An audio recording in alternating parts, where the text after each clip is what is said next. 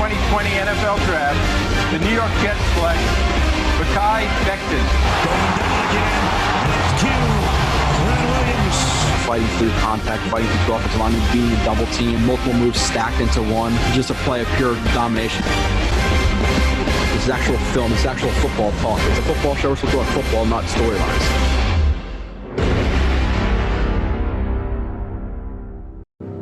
Hello, and you are listening to the 48th edition of Blewett's Blitz. It's been a week and a half. I can't wait to change that intro fully. Had to change it after Jamal Adams and Bell, got traded from the team, but really excited to have Trevor Lawrence on there, hopefully a big free agent or two that the Jets sign. And I think it's inevitable that they sign a couple of guys because they have a ton of cap and a lot of teams are not going to be able to sign their own guys. And the Jets are going to be in a really good position to give guys money that they want, that other teams like the Saints and the Eagles and all these other teams are just not going to be able to give anybody because they're going to have to find ways to just get their roster to the requisite cap space because some teams are like $100 million over the cap for next year. So the Jets are in a really, really good position. So that's going to be fun. Lawrence, those picks, get Mims on there. Should be a fun intro. But 40th edition, I believe today is 60 plays, so a little bit longer than the last couple of ones, and that's for a good reason, I think, because some of the younger guys are starting to play, which is definitely exciting. If you've been watching the season, obviously seeing some guys like Flacco and Frank Gore take a lot of the load is definitely not the most fun thing, but some young guys are starting to play more, which is definitely fun. But 6 games left. The only teams that really worry me too that the Jets have to play in the next 6 weeks. I think the Raiders will beat us. Obviously, I think the Seahawks will beat us. I think the Rams are a pretty easy loss. Got to be a little bit worried about the Dolphins this week, just because they just lost to the Browns and Tua is okay, but I could see the Jets pulling out a game at home against the Dolphins. A little bit worried about the Patriots, towards the end of the season because it's Bill Belichick. I can see him sabotaging the Jets. And I'm a tiny bit worried about the Browns because, the Browns are, they're 7-3 now or 6-4, whatever they are. I forget if they won this last week, but they're minus point differential. They're like not minus 20. So that tells more than the record does. So if you're getting outscored in totality, that usually means you're not the best team. So they're not the best team. So that worries me a little bit, but especially with some of the receivers playing the way they are. But hopefully, obviously, the Jags will win another game, whether that be the Browns. This week, I believe they're playing them. But I think that the Jags will get one more win. I think the Jets do end up getting one win, and then they finish with the first overall pick with one win, which obviously if they win before the Jaguars win and then we're sitting at the number 2 pick in the last 5 weeks of the season, I'm rooting for the Jags, which I already am, but I'm rooting for them desperately to get that win. It's going to be miserable. So I almost rather just finish 0-16 and then listen, the Jags get a win week 16. Okay, sweet. Beat the Patriots last week of the season, even though I couldn't really give 2 shits less, to be completely honest, because if anything, the Patriots getting, 6 or 7 wins and the Jets beating them week 17. The only thing that really does for the Patriots is improve their draft spot. So if you could pick the Patriots getting the 14th pick or the 17th pick, wouldn't you rather get them to get the 17th pick? So I don't really care about a win. It's not, it's embarrassing for some players, but I kind of want the Jets organization to be embarrassed about this Gase hire and really the Johnsons, and see how much of a indictment it is on them, especially after Chris Johnson came out after week 1 and had to give Adam Gase a public pat on the back. So I'm hoping that's what happens, because honestly, I can see the Jets being so dumb that even if they get a win, oh my God, well, this is the first time that Donald play with his healthy receivers. Now we're going to bring Gase back because that one win is, going to show what they're going to do, moving forward. So I can really see that happening. So not really, but there's a 1% chance, and that 1% chance is too high. Joe RB31 on Twitter posted a shit ton of film there over the bye week. I've been doing it on threads. Some of the threads I completely screwed up. Like I would start I think it's a Quinn Williams thread, did like 2 games in that thread. And then eventually a tweet did not get attached to that thread. And I started tweeting on that tweet. So it's all screwed up. Towards the end of the season, I probably will just grab all of those plays and make them their own like moments. So you can go and click on that moment and just swipe through it instead of looking for it. So I'm probably going to end up doing that because I kind of get pissed that I lose 2-3 games of a guy, not in a thread because I effed it up. Other than that, leave reviews. The ratings, they help. I know people watch on YouTube and stuff and listen on the website or watch on the website because that's how you get the full video. But if you could just go to the podcast app, type in Blitz, throw a 5-star, leave a review real quick. That helps a lot. But other than that, there's really not much. Chargers 34, Jets 28.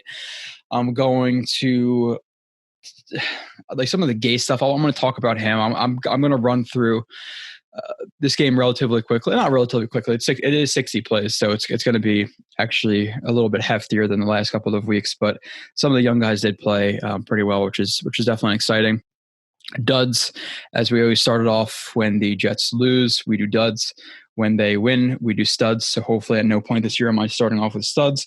And also a quick reminder too, I guess, what is it, Monday the 7th, I think, of the upcoming month is when I do the live stream, the first Monday of every month with Kyle Smith at 6 p.m. So make sure you're going to check that out. That's the one thing I did forget.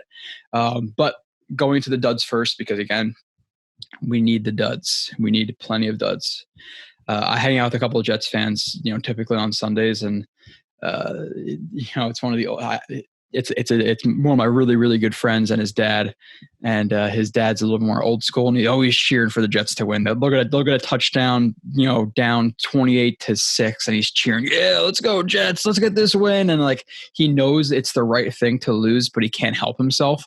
So I'm always hanging out with them, and it's kind of funny to hang out that guy because he really, really does want the Jets to win, which, like I said, he'll admit it before the game, but once the game starts, he really can't hold himself back from rooting for that W. So you need to see the future. Obviously, you really don't need to see the future. You need to see what's good for the future. Getting the difference between Justin Fields and Lawrence. Obviously, different people are gonna have different perspectives on who is a lot better, etc. But based on what everybody's saying, it's Lawrence is clear and away the number one, the best guy since Marino and Luck and all these guys. So if you're going from a generational prospect to a very, very good prospect, that's a big leap. And for the Jets, they need that legit top 10, top 5 quarterback, which it seems like Lawrence could be, where Justin Fields, it's much more of a question mark. So I think a lot of fans know that, especially the people who have been watching this show,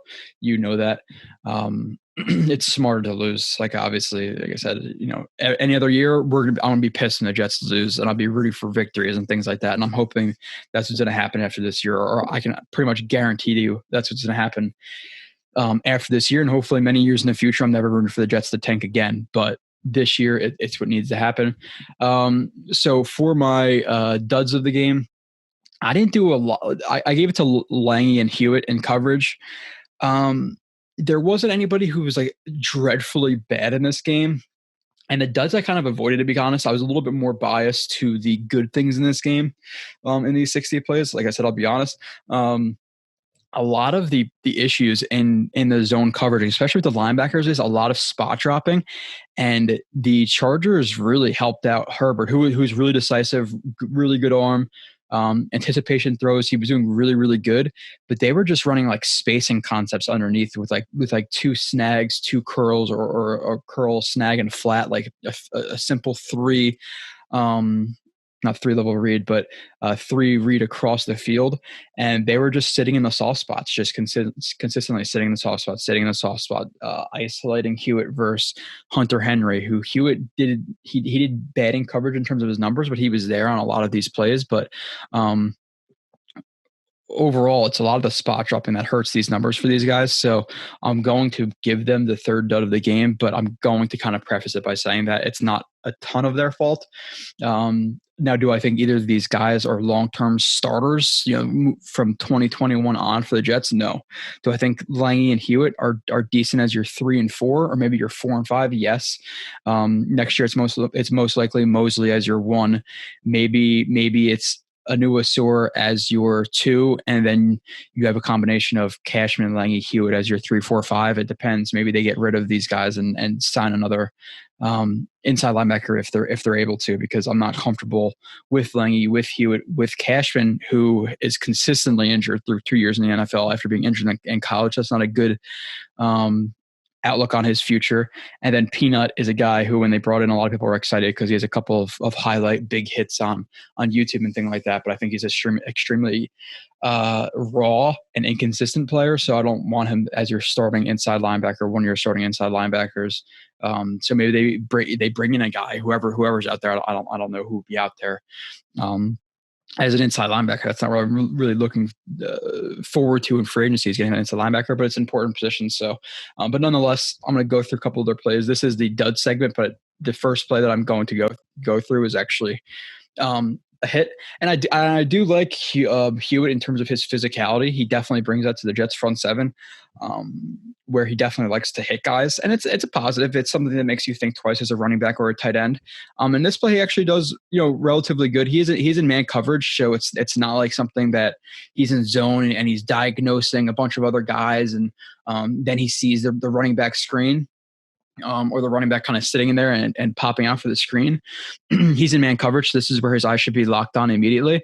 But I do like the fact that Hewitt is noticing the body language, him, stepping up to chip Davis, but then is going to leak out for the screen. Hewitt notices that pretty quickly and then gets downhill really, really quick, lays a huge shot. I definitely like this play. Again, I like the physicality. Do I think he's a starter? No. But goal line situations where you want him to blow up a gap, or even, I'm not going to say that. I'm not going to say he's good in man coverage on tight ends or running backs. He's really not. He's way too slow, way too stiff. But plays like that, if you want him to fill in the run game, completely fine with him in those scenarios. So I think a couple of these plays are actually kind of positives from these guys. Even though it's a dud segment, again, I was a little bit lazy with the duds and the bad things from this because there's been so much bad this year. And I'm so excited for January 3rd or 4th, wherever the last game is. Gase gets fired, hopefully. My one concern is apparently Woody Johnson might not be coming back from overseas until like February. So do they wait for a month? Like, what happens with the coaching search? Is Chris Johnson going to hire another guy, another bad coach? Is it a Harbaugh, or do they let Joe Douglas hire their guy, his guy, which is what you hope happens. You'd hope that they'd see the years of bad results and forced relationships with GMs and coaches and GMs, that hopefully the Johnson at this point realize, okay, what we've been doing the last 10 years has absolutely not worked. We brought in this guy on a huge 6-year contract, and we had to lure him to get him in here, where Joe Douglas obviously rejected the Jets multiple times. Maybe the Johnsons realize it now, where, hey, this is the positive outlook. Hey, we just got to let him do his thing and let him have full autonomy of the search. And obviously, they're going to have some say in it, but hopefully it's only more of a formality where Joe Douglas is going to bring whoever to them, and they're going to say yes because they put their faith in this guy, and that's where their faith should lie, because obviously the arranged marriages have not worked. Hewitt beat deep. They did this a lot. Obviously, this is Tampa too, so a lot of people will say, "Oh my God, well, why are they matching up man coverage with Hewitt versus any receiver, Hunter Henry, whoever it may be?" That's not what's happening. His responsibility is this middle third. His responsibility is to open his hips up to the strength of the passing formation and to match anything vertical. If the thing went vertical from this side, he would look to the other side for anything vertical. But obviously, they run the seam route with the slot right here. Slot threatens the seam. Hewitt actually does a relatively good job keeping up with the receiver. Like, he actually shows decent speed. He's not the fastest guy in the world, but obviously when you have Keenan Allen, or no, that's not Keenan Allen. I don't know who 83 is. It almost looked like 13 at first, which Keenan Allen is 13, right? I didn't just make a fool of myself. This is a situation it's not. I can't even blame Hewitt because it's not a position that he should be in. You want the athletic linebackers. You saw Poole in this role, as that linebacker, Tampa 2 zone corner. You've seen safeties in this role. You've seen Jamal Adams in this role before.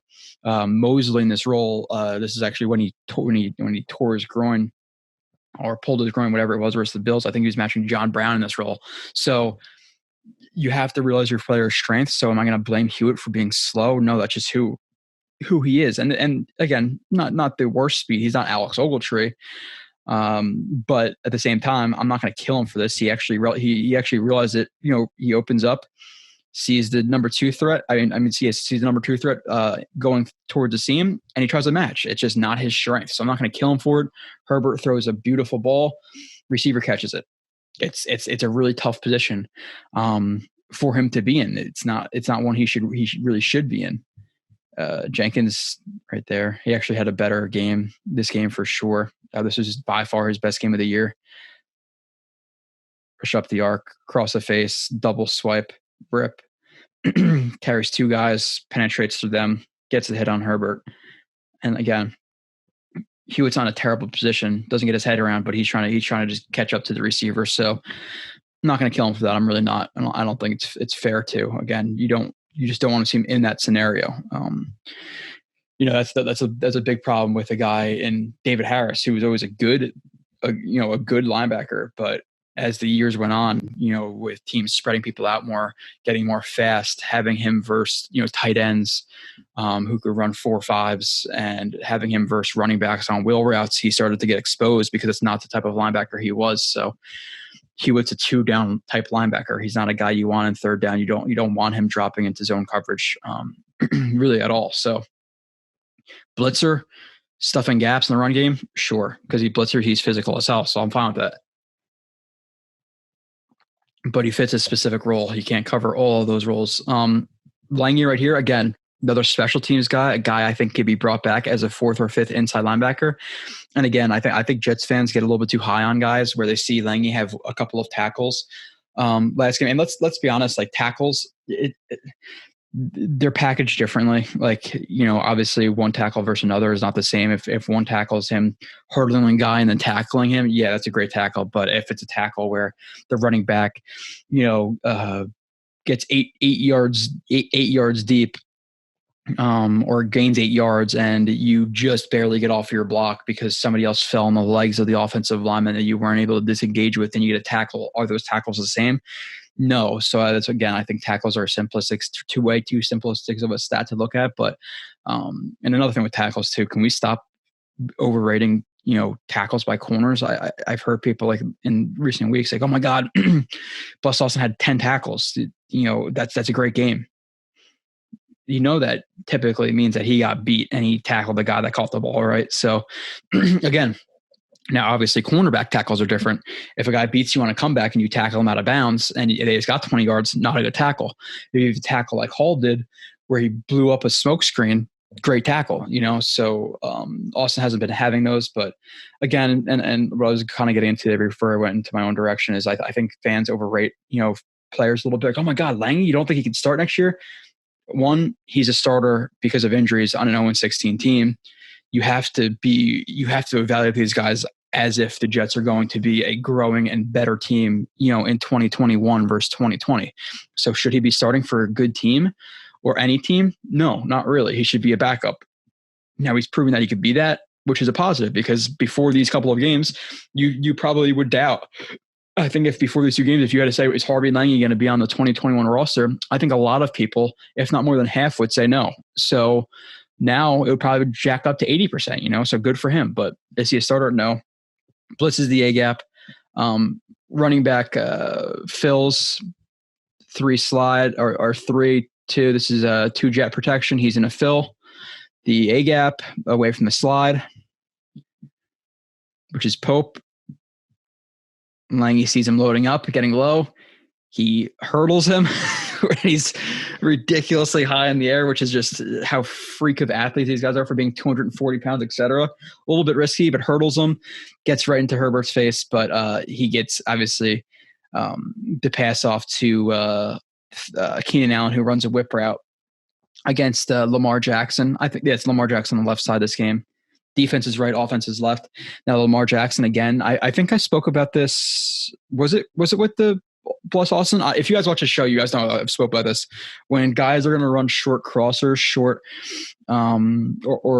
appear to be short crossers, short meshes, you want to get on their hip, because again, you don't want to get too flat and run over top of them, because then if they do break back on a whip route, or if it's a jerk route and it's an option route, and they break back to the sideline, you're screwed. So you want to see him chase the near hip right here, because when he does break back, now you have that physical contact to slingshot yourself, to impede his progress getting back to the outside, etc. So he's coming at too high of an angle. He gets beat on a whip. So it makes Lange ineffective on this play, but obviously a great play by Lange. Like, that's you like to see that stuff. So Jackson gets beat by Keenan Allen. Now, again, we're going to talk about these other guys. Just like we talk about Lange, should be a backup. Okay, great. Now people are going to say, oh, well, Lamar Jackson played terribly. Arthur Mollett played terribly. Now, again, this is how I look at it. Based on expectations, these guys coming to the year were your 4th, 5th, 6th, even guys like Lamar Jackson, practice squad type corners. So for them playing guys like Mike Williams, Keenan Allen, did they play great? If you're expecting them to be a starter, no. Would it be foolish to think they're long-term starters? Yes. But did they show that they could be, 4th, 5th, 6th string guys? I think they did. So we'll get into that in the future. But again, relative to expectations, if you were expecting Arthur Mollett and Lamar Jackson to start in 2021, I don't know what to tell you. Just like people who thought Bless Austin is a long-term starter because he had a couple of good games. We talked about that, a lot in the past. And again, I didn't record a lot of the spot dropping plays, because it's how many times do I want to put up, Hunter Henry finding the soft spot, a Jets linebacker spot dropping, and then the Chargers getting an 8 to 10 to 12 to 15 yard catch and run. Like, I didn't want to be littered with that film again. We could do that all day next year when the Jets defensive coordinator is different. If the Jets defensive coordinator in 2021 is spot dropping and not having guys pattern match and things like that, it's something we'll discuss. But I'm not going to put up 1,000 plays of the spacing concepts and the flat fives and slant flats that they're running. Like, they ran a lot of simple concepts. Again, I'll give Herbert credit, but a lot of it was pretty damn simple. In terms of a lot of the chunk of yardage. Obviously, there's a shot or two deep. There's a shot in the end zone. The one I just put up against Tampa 2 that were beautiful balls. And again, Herbert is lighting up the league right now. But they did run a lot of simple concepts, and it's because against spot dropping, you don't have to get overly complex. Just take what's there, and that's what they did all game. So I didn't put up a lot of it. I'm just not going to. It would be a dreadful watch. In terms of boring, it's just, there's this guy not matching, and look, another first down. Like, Lange, great job right here. He sees the draw coming. He sees his guys, he sees the offensive lineman run block. He sees the punch step right there from the running back. He knows the ball is getting handed off. The tight end 86, which is Henry, climbs to block Lange. Lange initiates contact, gets low, gets Henry off of him, finds the running back. He's a good athlete. Like, his vertical jump you just saw right there, his sideline to sideline speed. Like, he's a pretty good. He's definitely a better athlete than I thought he was before these 2 games. And yeah, he did play some for the Jets before that, but I never really focused on Lange like I have recently. And he's a good athlete. Like, for him, this motion right here to hit and then to switch your feet like that. That motion and then to explode and find the running back is really impressive. Like, this motion, bang, boom, that right there is nice movement skills. Really, really nice. He's an explosive athlete. That's for damn sure. That is impressive. I don't know if he worked on his body or his explosion this offseason, but I did not see that last year. I really did not. My second dud of the game, I didn't put a lot of it in here. Again, I was a little bit biased this game. I went to more of the positive. Adoga. You have Fant go out in the midway, the second quarter, whatever it was, somewhere right around there.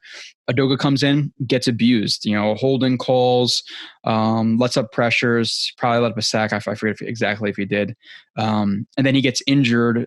I believe he got injured. And then you had McDermott come in for a couple of snaps. And then obviously you had, and then Adoga came back at a certain point. So he is getting an opportunity, a couple of his games, to show that he could be the long-term backup swing tackle. But when he comes in, he gets abused. So do you feel comfortable with Adoga as a backup swing tackle? At this point, I would say no, which is a disappointment. At that point, if you can't trust him to bring in another guy and you trade him, whatever, then he's a bust. I think he's going to be a guy who's going to need development just because I think he had okay technique, but his body needed development in terms of getting that grown man strength. It doesn't look like that's developed, and his technique hasn't got better. So you have a below average athlete in terms of strength, arm length, build. I think he's okay in terms of his like athletic traits, in terms of like foot speed, things like that. But his actual strength and frame aren't there. And you pair that with bad technique or just okay technique, you're not going to win a lot. So people thought last year, that he could maybe be the long-term right tackle for the Jets. That looks like it's gone by the wayside. Could he be a long-term backup tackle? And if you get a good backup tackle as a third-round pick, is it a little bit disappointing? Yes, but it's still valuable. But at this point, you can't say that either. So that's not good. So he's gone from maybe potential starter to maybe now a backup swing tackle. Could he be that? I'm not sure. So he's my second. I didn't put up plays of him. I think I'll have plays of him in the future. My first stud, again, is always going to be Gase, no matter how long I'm doing this. Even if Gase has a good game, I'm still going to say it's Gase because he's the worst coach in the NFL, never get another job again. And I cannot wait for him to stop coaching his team. Simple things. It's been talking point this whole week. Everybody's talked about, I'm sure Michael K and WFAN, all these places have talked about this, so you don't need me to talk about it. I don't think that's why you guys really come to the show. This is more these topics, the Gase topics about logins and Joe Douglas and will Woody Johnson fire this guy. Those are the topics I like to bring up on the live streams because this is the film-centric stuff. This is for the diehards. This is for the people who really want to, either learn football, learn about the Jets, or maybe they even know as much film as I do. And they're huge Jets fans and they just don't have the time to break it down. That's fine. There's some people out there like that.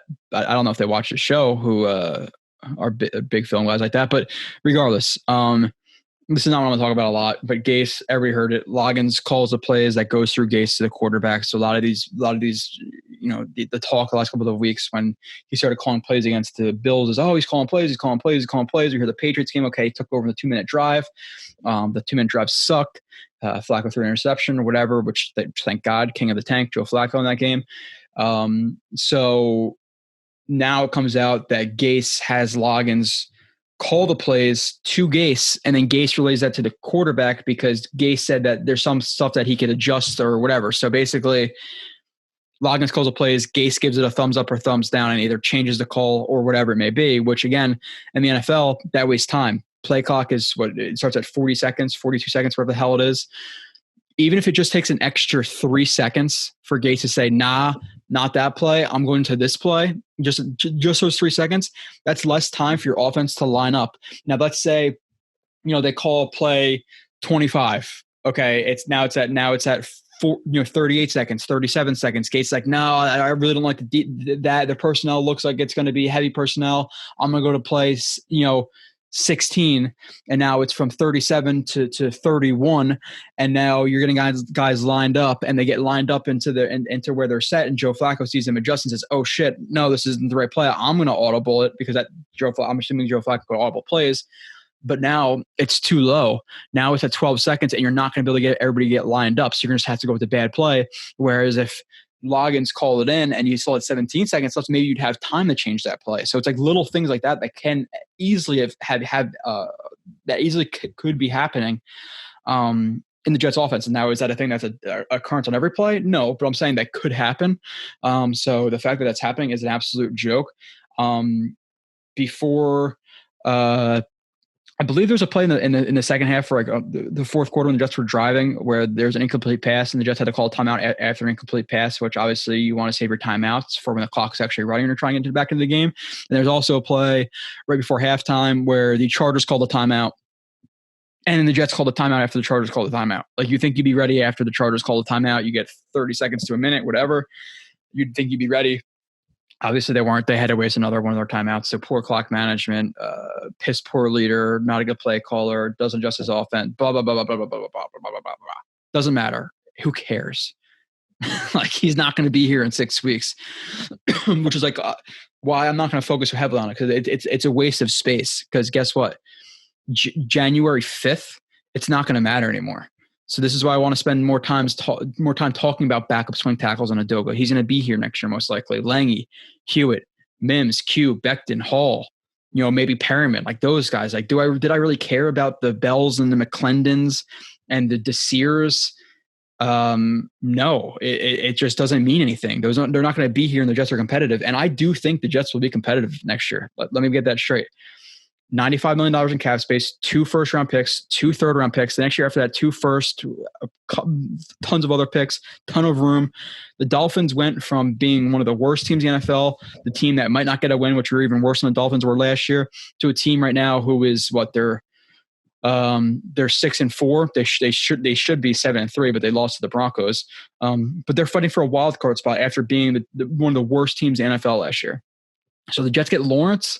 And Lawrence is that guy, and he is as good as Luck was, which Luck had his issues in year 1 as well, but he was still a good quarterback. If you have even a bottom, whatever Lawrence is like next year, the 20th best quarterback, you get Joe Tooney, you get Allen Robinson, you get a starting corner, with that second first round pick, you get another receiver. Now you have Perriman, a first round wide receiver, Mims, Crowder. The third pick is a running back, and then the third round picks are whatever, an outside, like whatever it is. The Jets can compete next year. Like I think the Jets. And this is not my official prediction, but I think the Jets, if they get everything right, if they get Lawrence, if they hire the right coach, if they get, they do all these things, I could easily see the Jets having 7, 8, 9 wins next year. I don't think that's hyperbole. I think that's how much a good coach, a good quarterback, $95 million in cap space and a shit ton of draft picks can do in just a year. I really do think that. So the future is much brighter now. They have to, the coaching hire right. It has to be Douglas. It can't be, hey, you know what, Douglas, we really like you, but we really like John Harbaugh too, so now we're going to hire him, and that doesn't match up with Douglas's philosophy, and now they're butting heads because Harbaugh is a strong-headed guy. The Johnsons hired him because they love the name. Now there's internal conflict with them, and then they don't match up, and then Douglas gets fired, and then they get the GM that Harbaugh wants, and then it's 2 years down the line, and now Harbaugh gets fired, and now it's Lawrence learning another system. Like, that's the stuff that cannot happen. That's what I'm worried about. So I'm really, really excited to see the coaching hire. Who's it going to be? A lot of people talk about the new bright offensive coordinators. I think that's what's been done for a while. It's the coordinators. It's the coordinators. It's the coordinators. Oh, it's Bowles. Oh, it's Rex is the hot guy. It's Gase is a completely different story. But what I want first and foremost is a leader. That's what a head coach needs to be. And obviously, offensive leader is the best thing you can get, because the main reason I say that is because you don't want let's say a defensive coach, and then you bring in an offensive coordinator, John Smith. John Smith is so good with Lawrence that he gets poached from the Jets in 2 years. Now Lawrence is learning another system. That's why I would lean more towards offense. But first and foremost, before offense, before defense, anything, I want a leader. The Matt Rule types. Who were leaders and turned programs around. So yeah, these Bieniemys and these Bradys and all these guys who sound great on paper because they're calling these offenses, and offenses are great, and Bieniemy is another story because he's with Reed and he has the most talent in the NFL. But regardless, all that's great. But then what happens when you have to manage the locker room? You have to manage the defense. You have to manage coaches. You have to answer to things. There's a lot more on your plate as a head coach than just calling the offense. Those guys might be great offensive coordinator hires, but you need a leader. Harbaugh and with the Ravens was a special teams guy, but he's a leader. That's what you need. So that's what I want. Before anything. So that be Monken or Matt Campbell or any one of these guys who are going to be leaders. Maybe even Bieniemy is a great leader, and he brings an offensive guy, like whatever it may be. But I want more of a proven guy who can turn around programs, and that's why I like the Campbells. That's why I like the Rules. The guy from Northwestern is apparently a big time leader that they're talking about right now, who the Jets are apparently poking around, which is a positive. It's not about the guy's name from Northwestern. It's the fact that apparently, and again, the sources aren't great on that one, but if the Jets are poking around for offensive or for coaches, that's giving you a little bit of comfort in knowing that they're going to be firing Gase. Moving on to the studs. Sorry to get on that tangent, but it's easy to say, okay, let's look at the 5 best offenses in the league last year. Okay, the Ravens. Oh yeah, I always blank on his name. Roman, and now they're having problems. Or Bieniemy, or the guy from the Rams. He's an offense coordinator. That's a good offense. Or the next best offense. Oh, let's get that guy. Again, easy to say that to want that offensive coordinator, but it's not that easy of a transition. It's not a good offensive coordinator could be a terrible coach, and this really just applies more to coordinators, because the best examples the Jets have done twice. Rex Ryan was an elite defensive coordinator for the Ravens. He fizzled out because he wasn't a head coach. He wasn't head coach material. He just wasn't. Todd Bowles, great defensive coordinator for the Cardinals. Great now after he got fired with the Buccaneers. Was he head coach material? No, he wasn't. So, the coordinators who are great at their craft, calling plays and things like that, setting up the offense is great, but it doesn't mean you're going to be a good head coach. I just want people to know that. So, that's where I come from, So these young guys, the Joe Brady's who are 32 years old or whatever, is he a leader of men? I have no idea, which is why that would be a scary hire to me. That's a huge boom or bust type of signing. But going on to the studs, I cheated. I'm not gonna lie, I cheated. Usually we have 3 studs, 3 duds. I'm going with 4 studs. You know why? Because it's my goddamn show, and that's what I want. Because I couldn't decide who I wanted in here. My 4th stud of the game, minus the PFF numbers, whatever the other numbers are out here, might not agree with me. I don't give a shit, because I saw what I wanted to see out of this guy. And that's Bryce Hall. Bryce Hall is my 4th stud of the game. Did he get beat for six catches for 50 yards and whatever it was? I don't give a shit. I'm again, process versus results. It's a guy who was a 5th round pick who was injured last year for his entire college season, had no preseason, had no training camp, had no mini camp, just getting on the field in his first start. And he's matching up against guys like Mike Williams and Keenan Allen and did not look terrible. Yes, that's good enough for his first start. That's great. And it's not that he didn't look terrible. There was times where you see the aggression. He blew up screens. He stayed square. That's huge. How many times do I get on people for not saying square? And he did that, and he used his length, and he used his physicality. He contested catches versus Keenan Allen. He contested catches versus Mike Williams. A good 1-2 punch in the league. In his first start, in his second game, where again he didn't play in over a year, and he had no training camp, had nothing. I was very impressed, very, very impressed with him. Again, relative to expectations. If this is how good Hall is ever going to be, I'll be disappointed. But again, for his first game, you have to be impressed. So I want people to, I kind of preface this stuff because I know there's idiots out there. Oh my God, this is how good you think he's going to be. No, it's his first freaking game. It's like people saying Becton is going to be one of a top 5 tackle in the league. Is he right now? He's not. But guys progress, and for Hall to look as good as he did in his first start, regardless of numbers, I was ecstatic. And by the way, not the best facial hair. I've seen worse, but we have like no shave October, November, December.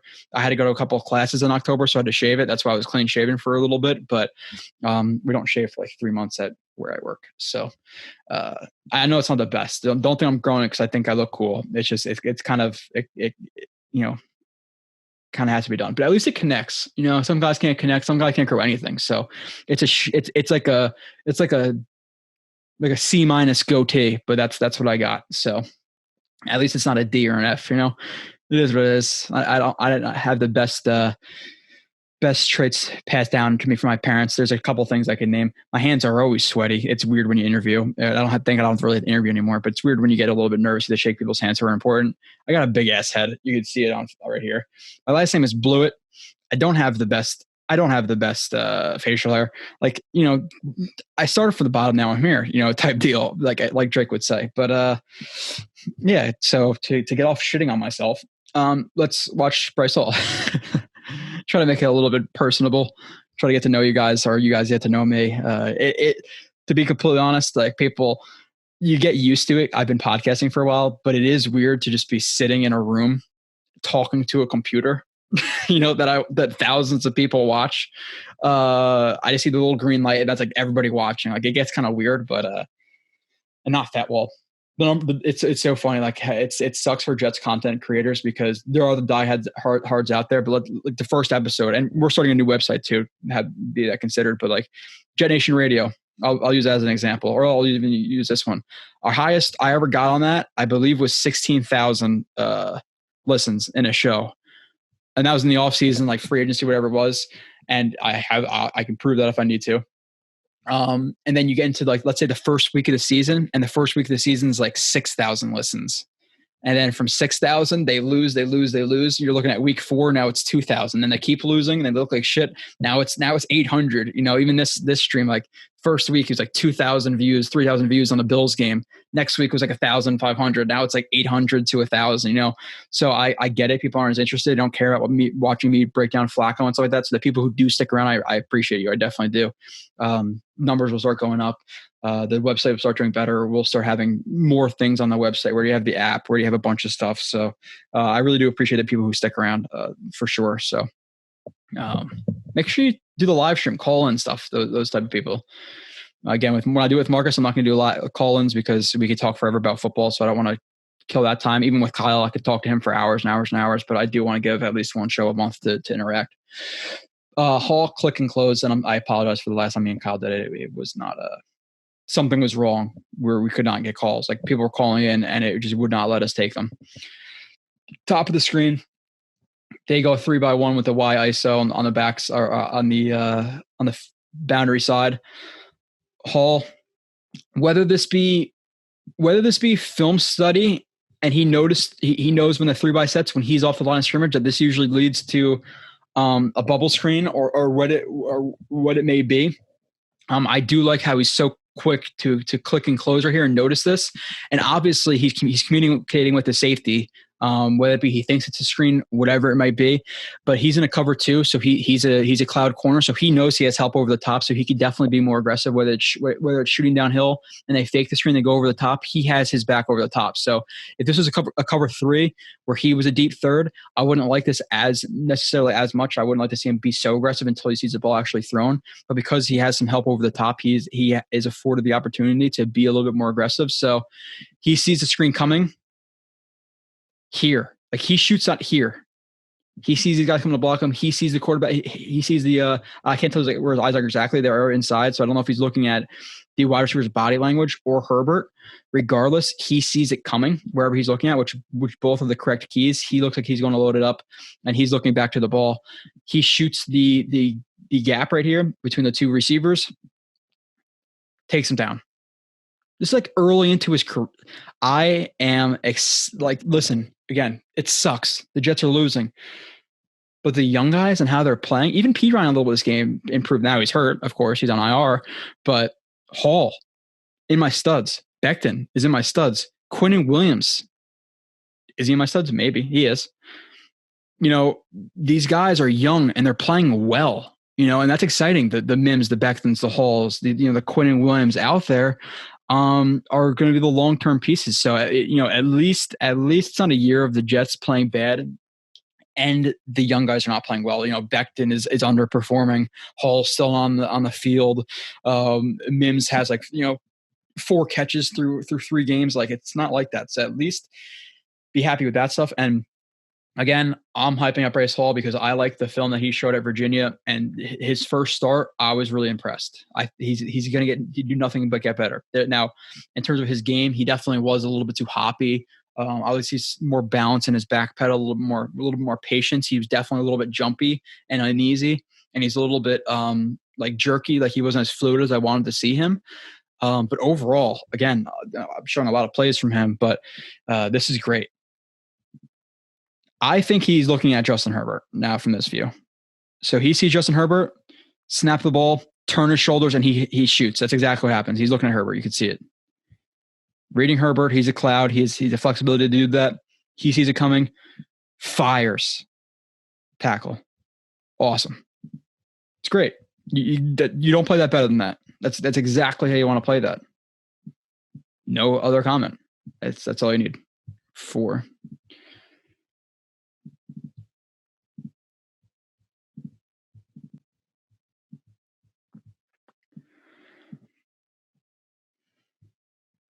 Hall, rep on Williams, Huff, John Franklin Myers. Okay. So this is another scenario where it's a cover 2 man. So he's going to play in trail right here because he has the help over the top. Now for Marcus May, I would like to see him a little bit more over the top right here. I don't like how he's leveraging himself right here because if he were to get beat quicker, this is a pretty soft spot. So yeah, he has the ability to play over the top if it is a deep ball. But if this was more of a quick hitter because he was beat more off the line or be quicker off the line, I don't love May's position, to be completely honest. So Hall does get aggressive. Again, he stays square. Novel freaking concept. Look at this. You see Jets corner so much in the past, and if you've been watching the show for years, how quickly the guys open their hips, literally immediately. Williams stems him inside. I would like to see him stay a little bit more patient with his feet and stay square and not react so hard to the inside because he does get the outside. And if anything, I would like to see him with a little bit more. So again, criticisms. And this has to be a Greg Williams thing because the Jets cover 2 corners, play way too much with inside leverage, and they play way too. And there's also a certain technique where they do where they're playing like 5 yards inside of the alignment of the outside receiver, and then they drop back, which is weird. Like they do some weird stuff with their cover too. But again, I would see him at least out. Again, I don't know if it's coaching, I don't know if it's him. But I want to see him outside and stay a little more patient outside, jam him inside, and funnel him into May, which makes it easier for him. But again, I want to see May a little bit more over the top. And again, they disguise. They're disguising this, so you don't want to see him necessarily over the top and just give away the cover 2 initially. But at the same time, he needs to get into the exit angle quickly to over the top. He's a little bit too patient right there, just staying a little bit too far inside. But Hall does stay square, a little bit too far inside, but is able to get back outside, gets his hands on, and is right underneath him in trail. Now, could this have been played a little bit better again with outside leverage, not reacting so hard to the inside with that inside when he is inside, if that is what he's being coached, yes. But overall, again, stays square, gets his hands on, is in trail, has Marcus May over the top, and matches him down the field. Now we're looking at Huff and John Franklin Myers on this play too. Huff, again, he's been a little more quiet these last couple of games, but again, up and down. He's an undrafted guy, but if he's making any impact at all, it's a positive. He's looking better than Zuniga out there, Zuniga, I didn't really talk about a lot in this game, but to touch on him quickly, there was way too much of him just leaning into tackles with a bull rush, and that was it. That's all. His moves weren't there. He was just trying to bull rush the entire game. It just did not work. But Hall's making somewhat of an impact, so he gets chipped by the tight end. Rushes towards the left tackle. The offensive linemen for the Chargers were bad, to be honest, but rushes towards him, plants hard on the right. I don't know what the tackle is doing here. If he's anticipating the bull rush, which is way too early to hop back like this when he's inside leverage of you like this and over the top because he usually shoot inside of you right here. So the left tackle did a terrible job with his footwork right here, like absolutely awful. So he's already off balance. Huff kind of feels that double swipe and gets inside. So decent job by him. And then John Franklin Myers, man, like he's exciting for the future too. Again, didn't completely win here, but rushes towards him, gives him a little 1-2. He's going to cross his face to freeze his feet, which he does. Freeze the feet, double swipe, doesn't land completely cleanly. Double swipe and almost gets to the quarterback.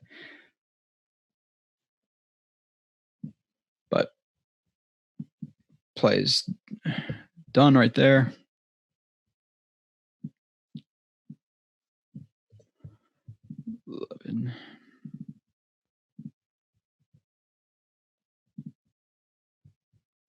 Oop, not sharing it. Hall coverage on Williams. All right.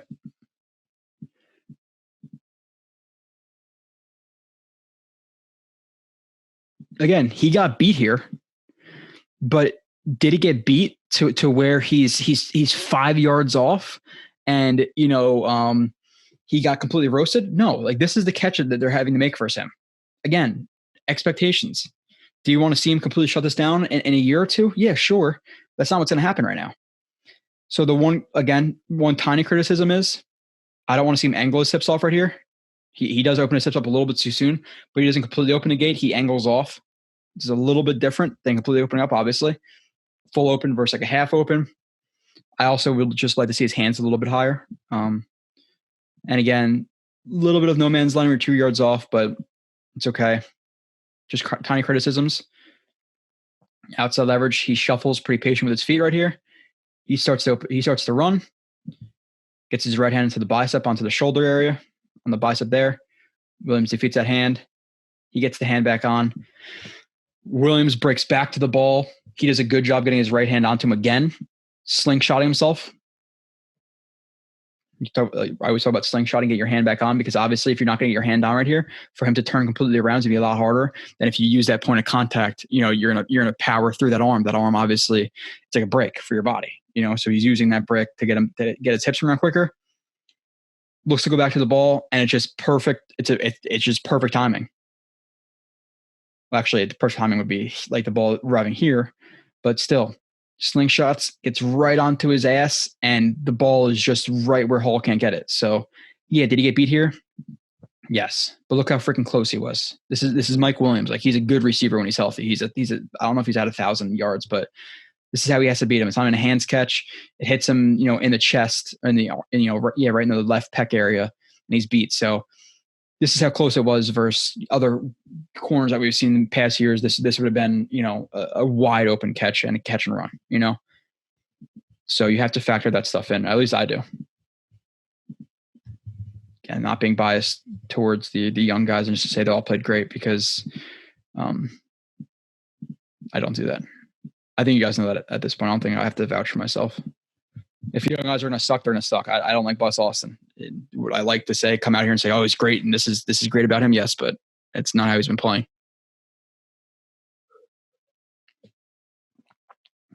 All right.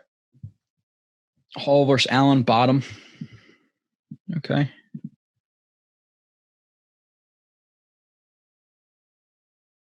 Again, holy shit. Like, he's actually on guys. Now, he's playing at a different level. Hold on, let me see something. So they are in man coverage. When guys are in tight alignments like this, another receiver, tight end, running back, whatever it may be, typically defenders in man coverage would play at different levels just to guard against pick routes and things like that. They're at the same level. So if they are going to play the same level, I would like to see them at least get a little bit farther up here. Again, I want to see that cushion eaten up pre-snap, but stay square. Look at this. This is just what we talk about. Stay square. Allen stems inside, but he stays square. He doesn't open up immediately. Then stems outside. Hall gets his hands on. Look at that. Keenan Allen runs a stop route, a comeback. Yeah, there's so many freaking names that people call them, stops, sits, snags, sticks. Snags are a little bit different. Curls, comebacks, whatever. If it's breaking outside the thing, he's coming back. I call this a comeback. So he runs a short comeback. Hall, again, square, shuffle inside a little bit. He breaks outside, hands on, matches him and is in his hip. He breaks back to the ball, and look, Hall is on him.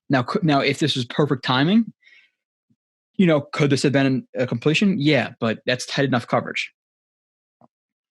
Ball is too far outside, and it's incomplete. So good job right there. Now, could he have played this a little bit better?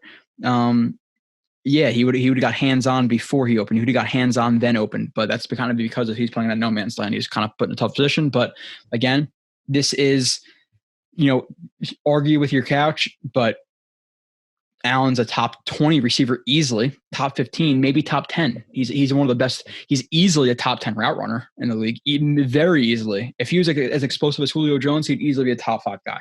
His route running is very, very good. So he's sticking with a guy who's one of the best receivers in the NFL. It works. It works for me. I don't know if it works for you guys. This is why I had to put him in here. 3 more plays a Hall.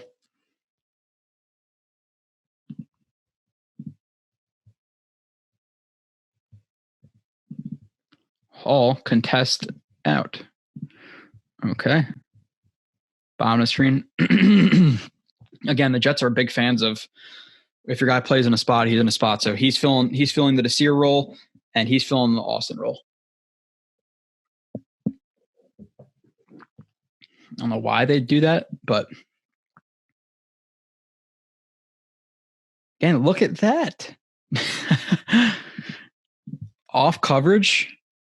He's a good 7 yards off. That's fine with me. 7 to 10 yards off. You're playing it off. I'm good with that. He's in off coverage. He gets into his back pedal. He angles his hips off a little bit, but this isn't like a shuffle technique where he's actually shuffling. He is just angling his hips off because he's outside leverage.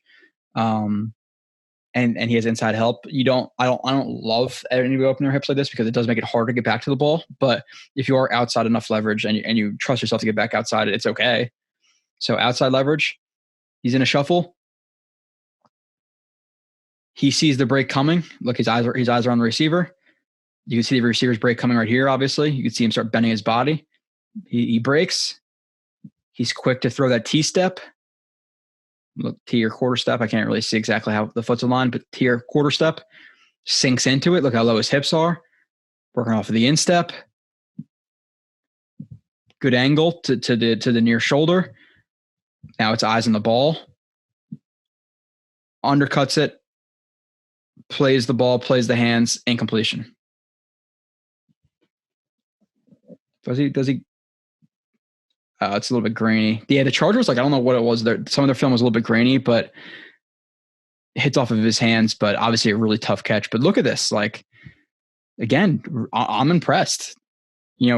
He's playing some of these routes better than big corners have played routes minus Poole in years as outside guys for the Jets. I'm not just saying that. Legitimately, staying square, being patient. Again, there are some things he could have fixed that I discussed before, but patience. You see how he's not completely opening up? You see he's not in panic mode. Low, shoulders over his hips. He starts to go to open up deep, but he sees the break coming right there. To speed out. He sees it, break, near upfield shoulder, undercuts, plays it. Moving on. Is that 48? Yeah, it's 48. So we got 56, 57 left of Hall.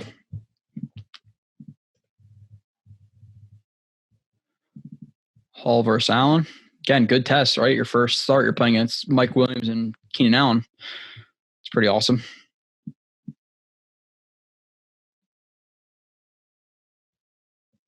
Again, this is good stuff. I want to see him a little bit tighter to the line, just a little bit. The ball's at the 25, the line of scrimmage, so let's see a little bit tighter, a little bit no man's land, but false step, which is fine. Some coaches teach false steps. It's so natural for your feet to want to move once the guy starts moving. So some coaches will teach like a kick. People actually call it a kick step. False step is when you don't want to do it. A kick step with either your left or your right, and it's just to kind of keep yourself square. So kick step to the outside, stays completely square.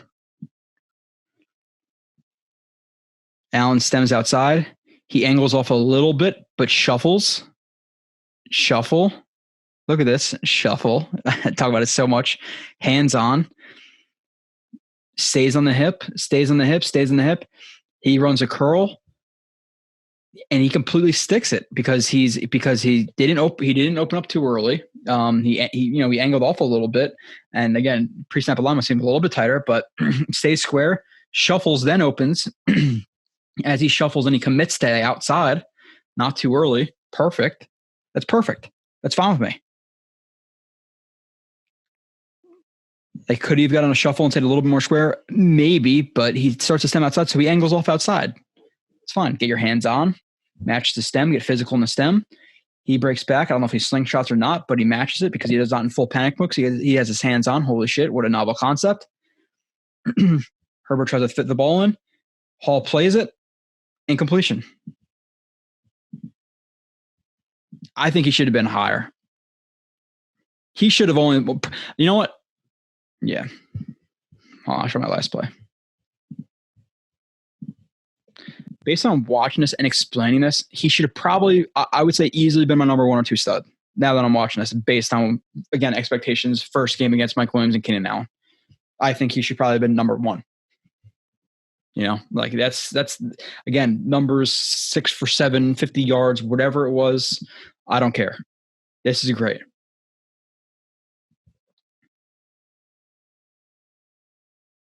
I can't tell. His eyes are inside here. Now there's some Jets quarterbacks, as soon as the ball is snapped, they panic and freaking would run back here, and they'd already be to the 45-yard line at midfield. He stays patient.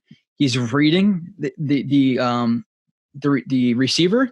He sees the receiver on the smoke route, sees it, confirms it, ball is out. He's not just getting faked. He's so quick to hit it that the right tackle is not able to get out and block him because of his recognition. They were banking on him not biting on this so quick, getting the tackle out, blocking him, and then Keenan Allen running for a first down with Yak. Because he shot it so quick, he gets a tackle for loss. He's in his first NFL start. I'm impressed. I'm excited to talk about Hall. He's my number 1 stud. Yeah, he's my number 1 stud. First game. I put him at 4 by mistake after watching this. My number 3 stud, who's really my number 4 stud, because Hall is my number 1. My number 4 stud of the game is Becton. Let's see. Played pretty well. Again, there's things that he can improve on. I think he's a top 15, top 10 left tackle right now. Great. That's freaking fantastic. I need to stay a little bit more healthy, and I need to improve on some technical things. But overall, I'm happy for sure. I think he will be the top 5 left tackle pending health. Now, good thing it's like I would be more worried if it was the knees, ankles, hips, things like that had been hindering him the first couple of, the first half season, first 10 weeks of his career. He's been out a couple games, been taken out of some games, etc. It's been a shoulder, so I'm not as concerned with that because, again, it's not a weight bearing joint or whatever. So it's, hopefully obviously it gets healed, but he mostly start getting a lot of knee issues. That will be concerning. Run block. Okay. They run a mid zone.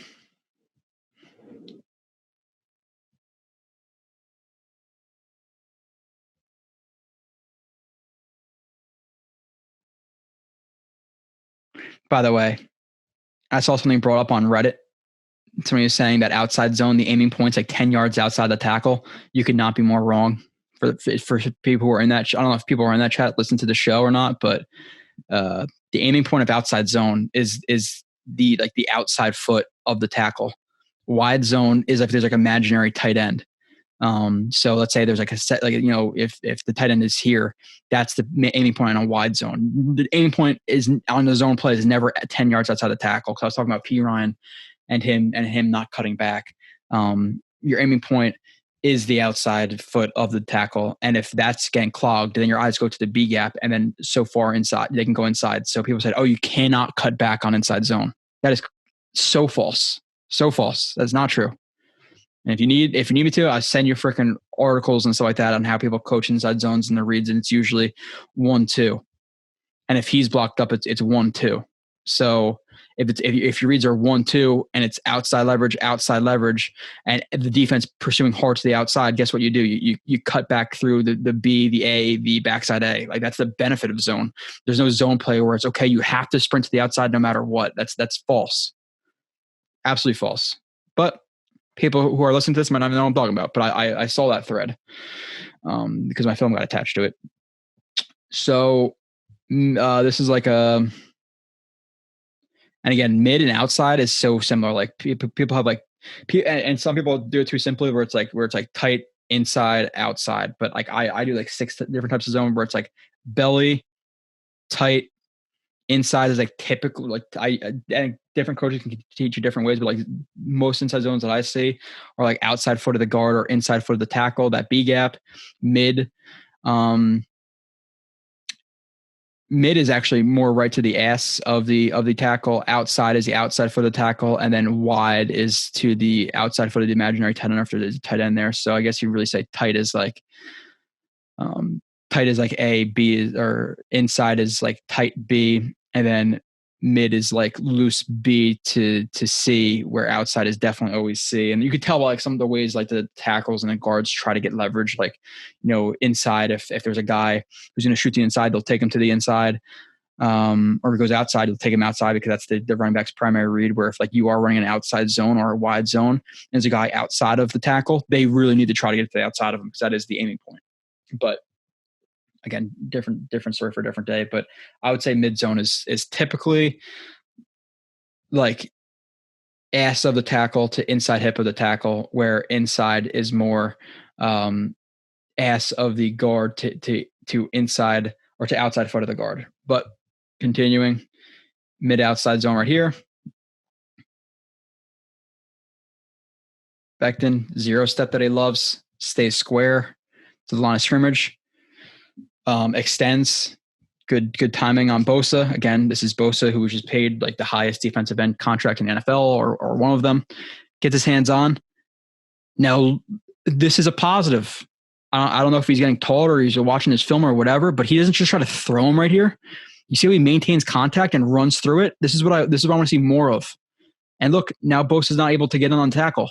There are plays that, again, Becton will improve. He will get better. And this is a play of just one of them. Plays early in the season, I would see him take him right here, use circular force, and throw him, and then try to re-engage. Where then Bosa would get thrown off, plant, see the running back cutting inside, get into the B gap and tackle him. Like you'd see that. Now gets his hands on, uses that circular force, but keeps his hand on. And now runs him outside. Instead of trying to throw him, then re-engage him, he tries to maintain that contact, which he does, opening the hole for Gore to get inside and get, whatever it was, 7, 8 yards, whatever.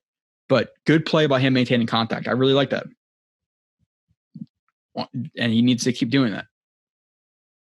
But that's exactly what I've been talking about. Exactly. Back then block, P. Ryan run. So this is both good by both these guys. Is this for the touchdown? No, this wasn't for the. Was this for a touchdown? Yeah, that's for a touchdown. So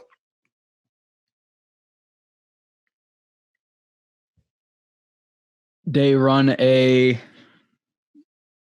inside zone. Now, people, this may look like odd, just because of these guys like blocking back. But when you have an inside zone to the left and they don't have anything over top or to the play side, they're going to block back. So that's a misconception about zones, that they always have to move to the side. No, if there's nothing there, why are they going to move to the side, make this a hard reach block for the center? Like they're going to combo, he's going to block back.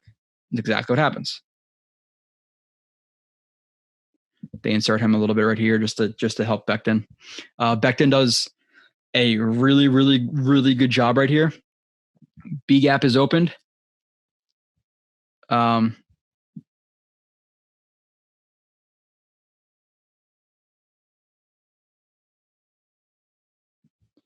B gap is open, or sorry, yeah, the B gap is opened.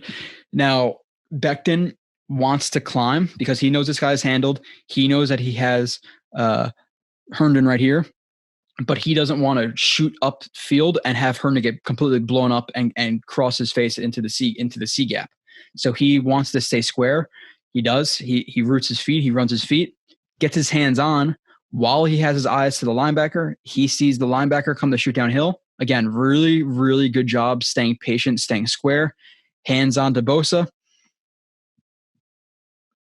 They're obviously, aiming for that B gap, attacking it. Becton wants to protect it. Square, hand on, lets Herndon get in good position, sees the linebacker climbing, releases, hands on. Pirine does a good job pressing the line of scrimmage, seeing the linebacker come downhill on the inside shoulder of Becton, bounces it outside, obviously sees this guy, and then has to shoot upfield. But good athleticism. Again, for a guy who's, people say he's not really athletic, I think he's a decent athlete. He's no, he's not Adrian Peterson with his jump cuts in his prime, but this is a good cut right there. Look at that. Bang. Good stuff. Good decisiveness by him. Good job reading the leverages right here. Good job reading this. You're not going to be able to get all the way outside. Obviously, he can't. He's not a kangaroo. He's not going to be able to hop from here to here. Then there's an uncovered guy or a guy who's free. So knows he has to plant, shoots upfield. Breaks a leg tackle, good contact balance. Touchdown for Pirine. Good job.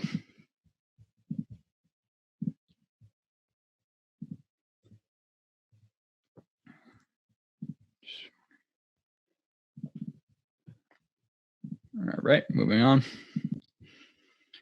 Becton, block, draw.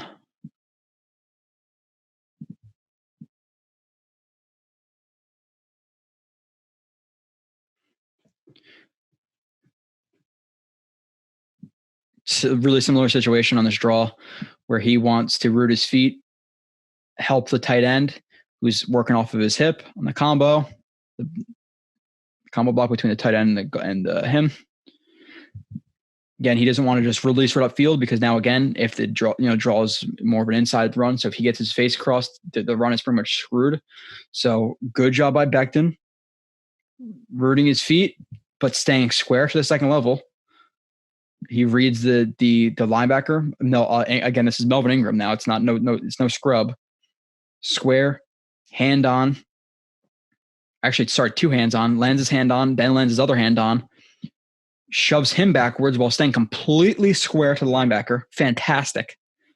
Lets Griffin get in his spot. This is fantastic. These last two plays are really good. Square. Gets that contact. Eyes immediately go to the second level. There's not wasted time with his eyes right here. Shoves him, which obviously helps Griffin get in great position. And he's still got his hand on him as he's climbing to the linebacker, taking advantage of that length. Hands on, buries him. And obviously, what is it called? Lewis can't drive his guy or anything like that, but still really good play by Becton. And obviously gets his legs rolled up on or ran on, whatever, and he falls to the ground. But it's a really, really good block by him. Fant and Becton blocks.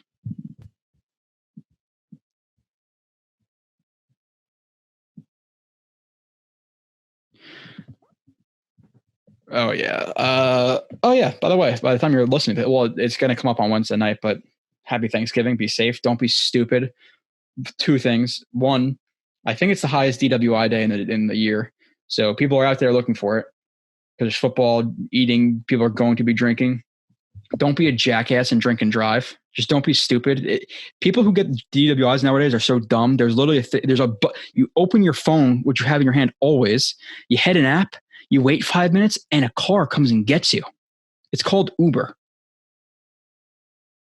If you haven't heard about it, you live under a rock, but I just told you. So don't be stupid. One. And two, if you are driving sober back from, which we should be, if you're driving sober back from wherever you're coming from, you're on the Parkway or on I-95, whatever, just watch out for drunk drivers too. Be a little bit more cautious when you're driving. Stop signs, headlights, starting to come towards you. Red lights. Don't try to run the yellows. Like, be a little bit more cautious. People are always. Well, my profession. It's always not here any or not. What is it like? Not my townville or whatever. But like, everybody thinks it's not going to be them. It's not going to be me. It's not going to be me. It's not going to be me. There's thousands of people who die every year by drunk drivers, by getting hit by drunk drivers. And it's usually the drunk people who live because their body's so relaxed because they don't even know that they're about to get in an accident. Your body's more relaxed in a car accident. You don't die as much as when you're tensed up. It just happens like that. We've had in my town drunk drivers turn onto the wrong lane of the highway where they're going on red light. They're supposed to go obviously to the immediate lane. They turn too far into an oncoming lane, are driving in the oncoming lane around a curve. 2 cars smack. Drunk driver lives. Sober guy dies, or family, or whatever the hell it was. I forget. But be cautious. Not to bring everybody down, but if you are that asshole who's drinking and driving, I have no respect for you. But I want to tell the sober people out there to please watch out for that, because it's a very, very, very high drinking and driving day tomorrow. Becton blocks. So they run counter OF right here. So you have Becton. Hold on. You have Becton and Lewis on the down. You have Clark on the down, and then you also have what is it called? Fant, who's stepping in for the pulling guard. So I'll go from Fant's perspective first. Fant, why he's stepping down like this and getting hands on is because this guy, the left guard, or sorry, the right guard, is obviously vacating this, his initial alignment. So he has to step down to guard against this B gap, because he doesn't want to just step to his guy, because then this gap is wide open. So he wants to step down to assist McGovern, who's blocking back to 93. So really good job of staying patient, getting his hands on while staying square to his threat, because he doesn't want to stay completely square to him, because then his hips are not in a position to flip around and get to Bosa. So he wants to step down while getting his hips square. So he gets his hips square, hands on, gets his hands on Bosa, and he pretty much just has to hold up Bosa on the backside. So great job handling that. Becton obviously wants to create a ton of movement. They're aiming they're going off of his ass. So he wants to block down, create a ton of movement. He uses a gallop technique, right? The initial foot towards the threat, power off of that. The other step, it almost looks like a skip. Gallop, hand onto a little bit above the hip, drives. He just moved this guy, 2-3 yards inside. So good play by both those guys. Becton planted. Okay, again with the good stuff. I always put the bad stuff too. He got absolutely drilled on this play. Really run this like crack toss, and he pulls. He pulls like arc block. He pulls the arc block. Perryman does the linebacker from Miami. Miami does an absolutely fantastic job just blowing him up. Lowers his shoulder completely behind his shoulder, is lower than Becton, and pops Becton. And you do not see Becton in the air like this a lot. But the reason being is because Perryman full speed lowers his shoulder into Becton, where Becton is he doesn't really get his full body behind this block, because obviously he's already running to the outside, and this is really just more upper body. You can see his hips are pointed outside, so he kind of just lowers his shoulder into him while his hips are going to the outside, so he's not fully committed. He's not fully under this block. So that's why he gets popped in the air. If they were going head on head, there's absolutely no way this would happen. But because his momentum is going outside more and turns his body to him, where Perryman's completely running through him, that's why he gets popped in the air. So in his defense, that's what happens. But still, it's, you don't want that to happen. So Perryman, hell of a play, dude. Like you didn't get in on it, but you took out the lead blocker and planted a guy who's 365 pounds, 370, and he is rightfully pumped after it. Becton already has that the Chargers players, these players, the Dolphins are watching these plays on Becton and know Becton's going to try to light him up, and those guys with that alpha mindset are going to go back at Becton. Which is fine. 30. Okay, I got 5 more plays of him. 29, 37. Becton Fant blocks. Okay, so a lot of Fant is in here with Becton.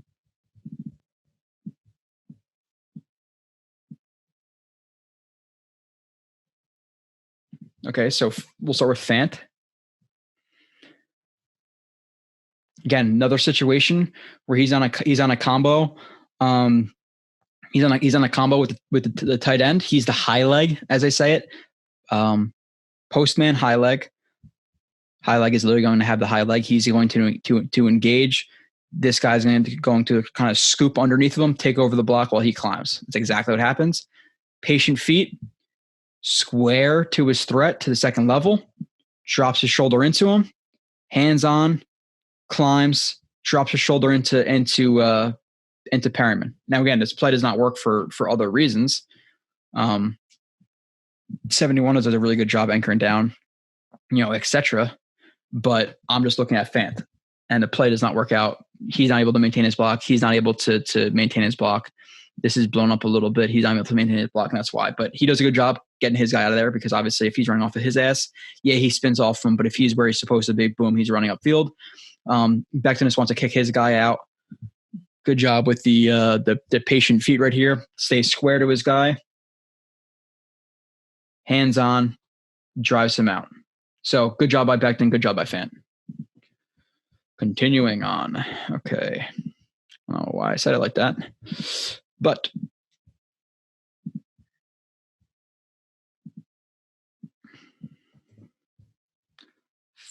$37-39.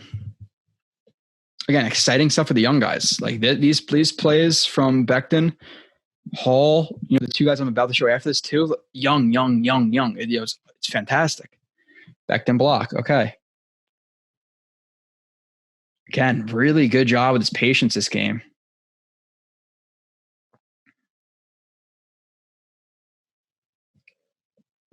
They run a tight zone split, tight zone. He's Van Roten's not going to try to reach or anything like that, because it's not an outside mid zone where he's going to try to reach him. He's going to let him define himself, stay on that B gap, because this is his read. If he's going to stay here, he's going to hit the A. So the aiming point is really like the obviously the inside of the guard right here. Becton works to the second level, obviously knowing that it has a high variancy of cutting back. So it's designed where he's gonna get to the second level, gets his hands on, assist Lewis. Square, finds his threat. Obviously McGovern climbs too. McGovern climbs right to his threat, gets his hands on. Good job by Griffin. Has improved his run blocking this year, FYI. Him and Herndon have improved their blocking. Just, again, little tiny thing, but him overall, all the tight ends, Herndon, Griffin, Wesco, all improved their blocking. Good job inside shoulder or outside to the inside. Becton square, then climbs, hands on. He climbs, and look, all good leverage. You love this. This is probably a little bit of a payback to Perryman, but square, hand on, finds Perryman, throws him, boom.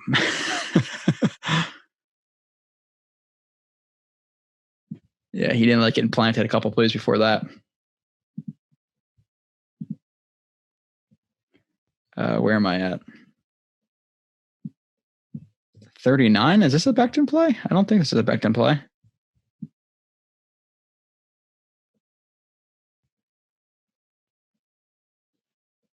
Okay. I'm pretty sure. Hold on. No, this is in the wrong spot. We'll talk about that. We'll talk about that later. Hold on. Where should that be? I don't know if that's going to be in there again, but I'm going to place it there. 44 Becton Drive Ingram. There's a fruit fly in my room. I don't know if you guys can see it on my screen, but it's driving me crazy. Again, contact, good. Zero step, square, gets outside. He arm overs. Good job with the club arm over right there. Becton meets him from that club arm over. Hands on. You can see his hands a little bit lower. His hands probably around the neck right here. Okay, they're into the shoulder. Again, Becton At other times, it would get him, try to launch him outside, throw him, and then regain contact after he tosses him. What does he do here? Gets him, extends him, and runs him. You don't want to see him just plant and throw. Again, here he does not do that. Hands on, runs him outside, disengage a little bit, pops him again, gets him out of the screen. It's Melvin Ingram.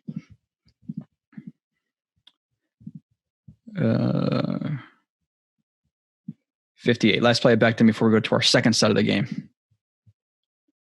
Or actually the third set of the game, because Hall gets my number 1. I don't care about his numbers. For his first start. Really impressive. 58. I thought I had a different play. There's a play of Beck that I missed that I guess I didn't record or something like that, because I thought there was another one of him climbing to the second level and completely driving a linebacker out of the screen. I guess I don't have that. I don't know why I don't have that. Okay.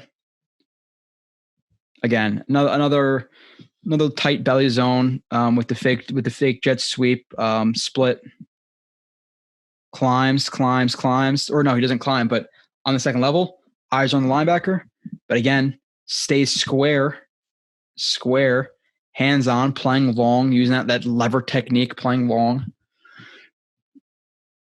creates movement, eyes on Perryman, or no, sorry, eyes are on Perryman. Somehow he sees Ingram. I don't necessarily know how he sees Ingram, but he does. He's not at the same level. I honestly think, like, if I was to guess, again, these are some plays you can't really know. I would guess that he's going to get Perryman right here, and then Ingram just runs into him. Because, like, look, his hand's not going to Ingram. His hand's on the outside of Ingram, so it looks like he didn't expect Ingram to be there. But he is, and then he runs him out. I think that's what really happens. But good play nonetheless. Him staying square, using his life. My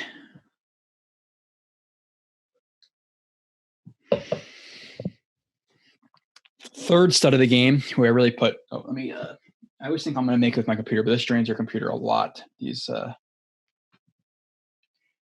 podcasts. So third stud of the game, I really put a second, but truly third. Quinn Williams, 7 pressures this game, half a sack, half a tackle for loss, blew up a few run plays. Really, really good play from game by him again. Again, all these young guys are playing really well, and these are legitimate. I'm not just trying to force feed these guys into these spots. These guys all play really well. So Quinn Williams is my third stud of the game. Q, blow up run. Okay. This looks like him. Loose 3. Yep. Okay. Step up field. What's the run?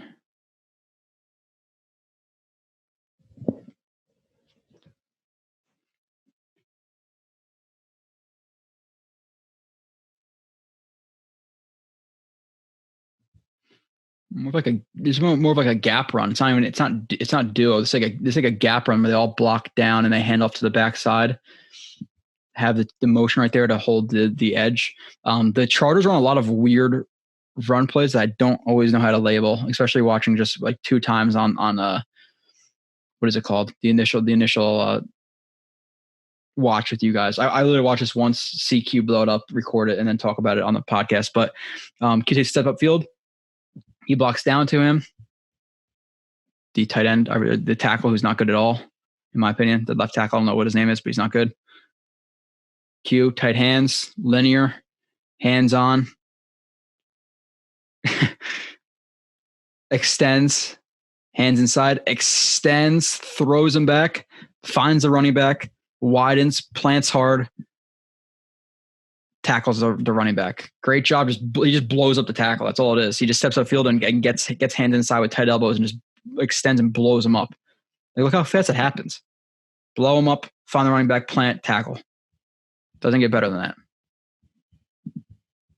I guess technically it could if he launched a guy 10 yards into the air, but relative. 14. Q and Fadokasi run stuff. He is the one tech right here.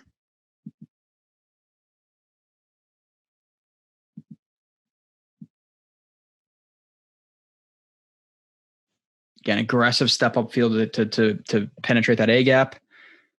Center comes off of the ball, snaps it, tries to get in front of him. There's absolutely no way that's going to happen if he's taking that aggressive of his, and good snap timing too.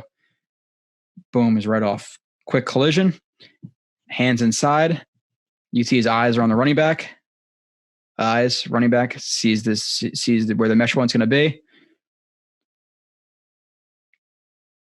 And again, like people like, he's not the most laterally great athlete, but like this is good athleticism. Like that right there, that's a little burst.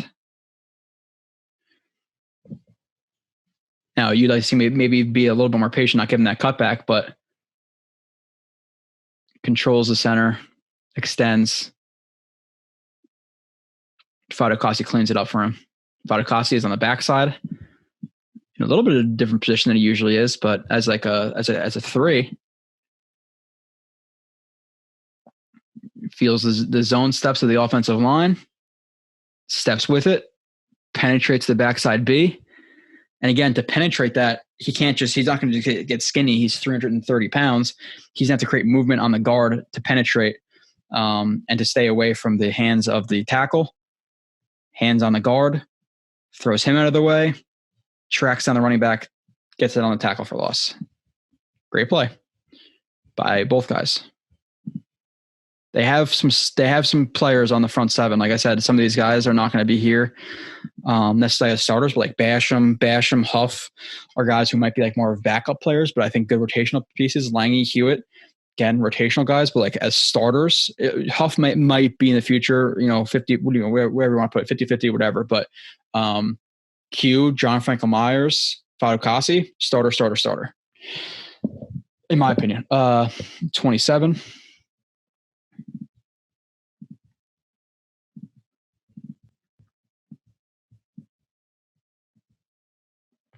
Four eye right here. 4-point stance. Run a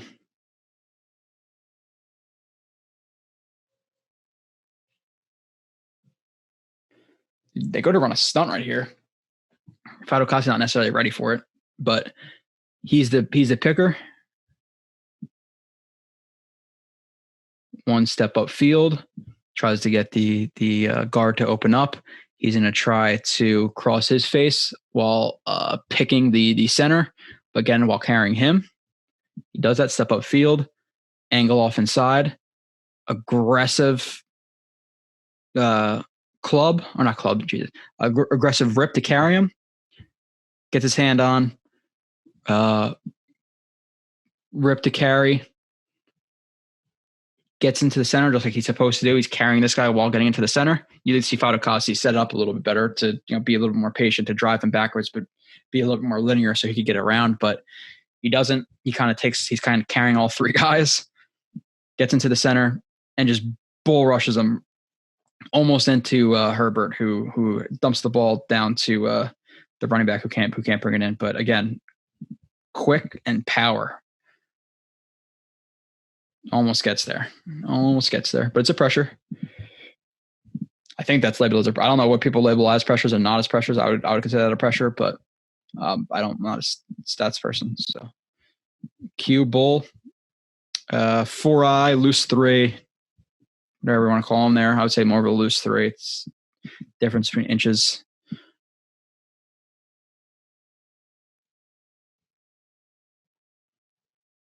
Again, rushes against the left guard. This is just power. That's really all it is. He sees the opening in the A gap. He angles off towards the A gap, towards obviously his shortest path to the quarterback is directly to him, directly at him.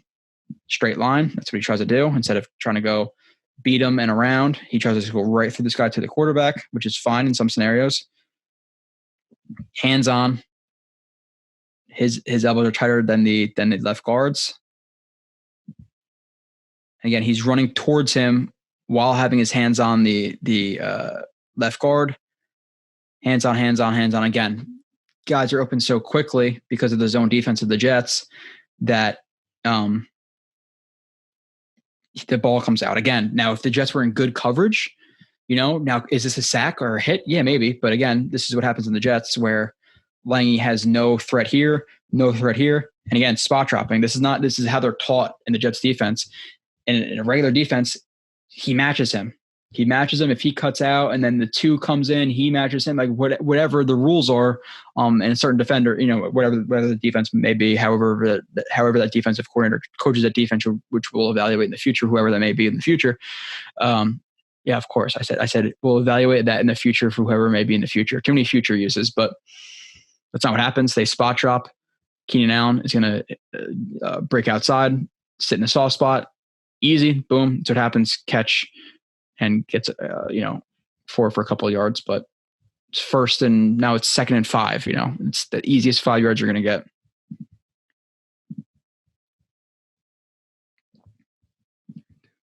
Okay, a couple more plays. This is a play of him and John Franklin Myers. Pressure or hit. Again, he's right here. He's rushing into that left guard a lot. And the left tackles.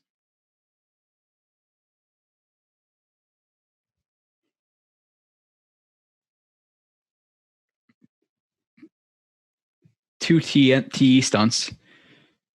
So both of the T's and TE stunt do good. TT, EE, and then they I'm assuming ideally they want to hold the center with this linebacker who blitzes, but the running back fills. But regardless, he rushes against the guard and is going to try to carry the guard into the tackle. He's going to loop around.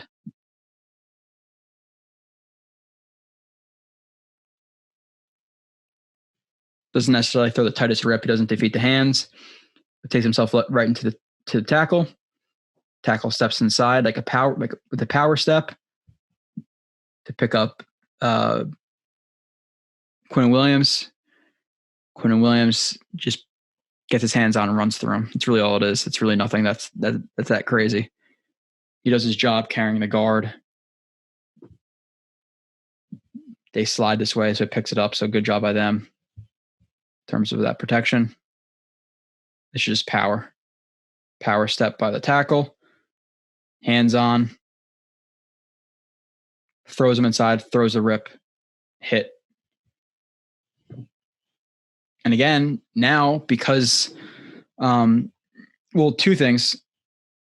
He steps into Quinnen because of pressure from Franklin Myers. Quinnen gets the hit, so now the ball is not completed. Now from John Franklin Myers, what happens is a pretty similar thing.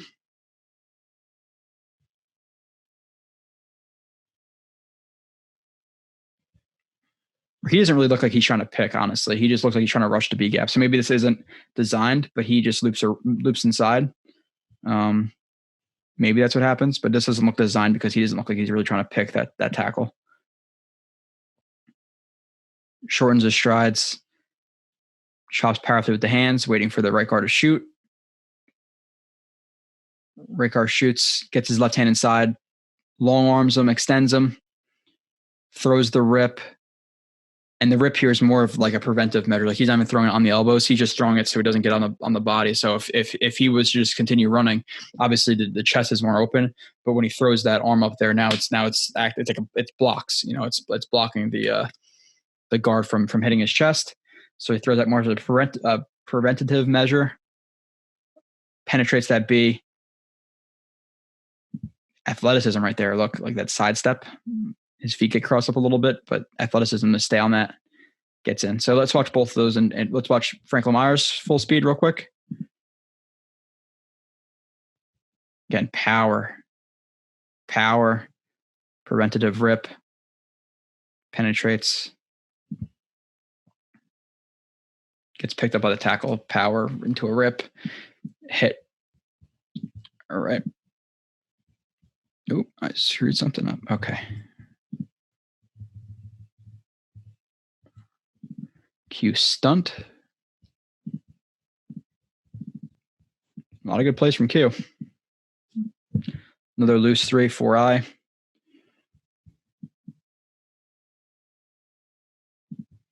Now we have a T stunt. He's in across the guard's face into the center. He's in hold to the center, loop around. Step up field. Throws the club rip that doesn't completely land, but it lands tight enough. The rip lands. The club doesn't look like it does a lot, but throws the rip. And now at this point, like if the center was closer, you know, in terms of like lateral distance away from him, he would just blow up the center. But when you can adjust, like you have sight adjustments kind of as like that picker, where if he's so far over here, if he holds him up so well that this is so open, now you penetrate and you put the guard in a position where he can not pick up this tackle, and you're obviously it's open, so try to take it. So it's open. He tries to take it, throws his forearm out there, obviously absorbs that contact, and also kind of propels himself more towards the quarterback, throws that rip, quarterback slides. Nice little spin move by Q.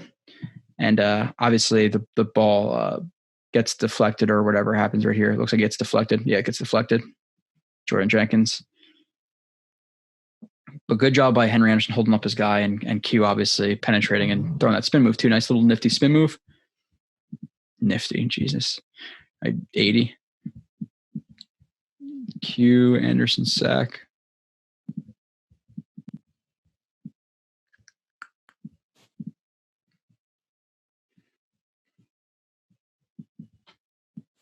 Q, 4-eye. Rushes to B gap.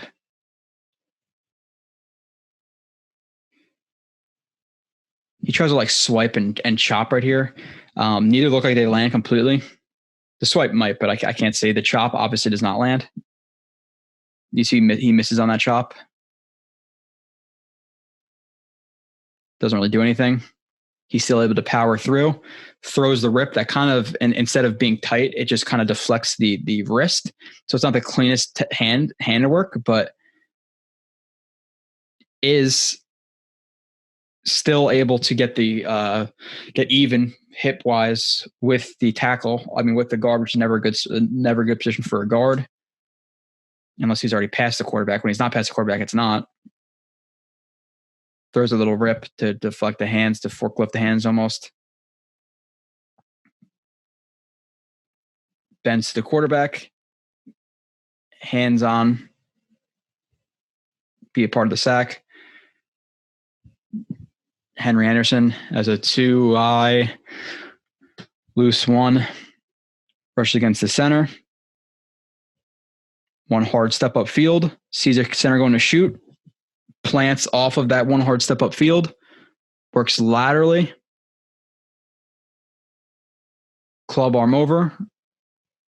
Or like swipe arm over. Rip. Or actually it's more of like a chop. Chop the arms.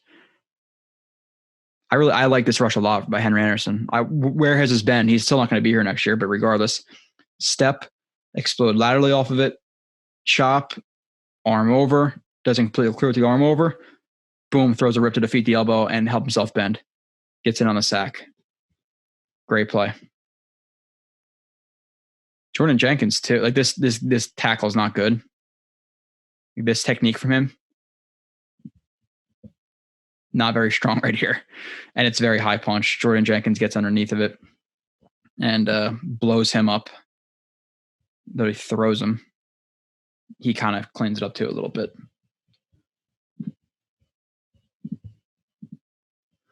All right, what other plays do I have at Q? One more play.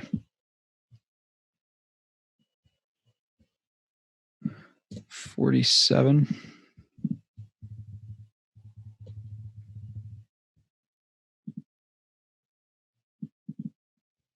Oh, it's a bonus play of Hall.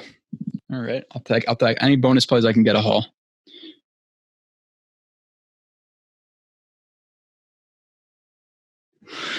All right, John Hall and all that coverage. Okay, so let's look at their coverage really quickly.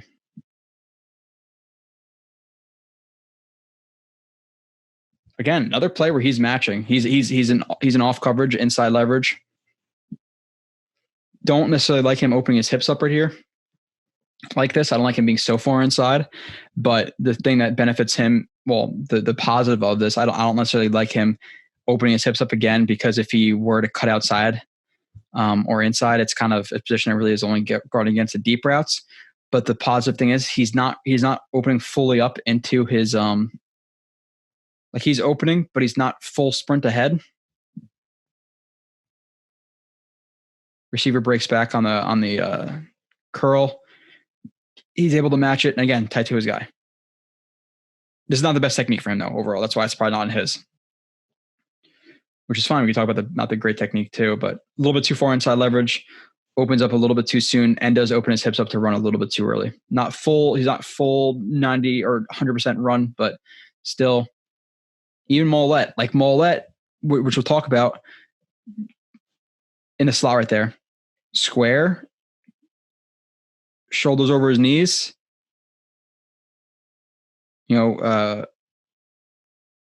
weaves to get outside, which is kind of like a shuffle back pedal.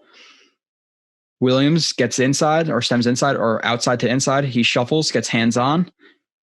Williams pushes off. Extension, pushes off. Tacks the ball. So it's a push off at the top of this. So really good job by Mollett. Good job decent job by Hall. Good job by Mollett.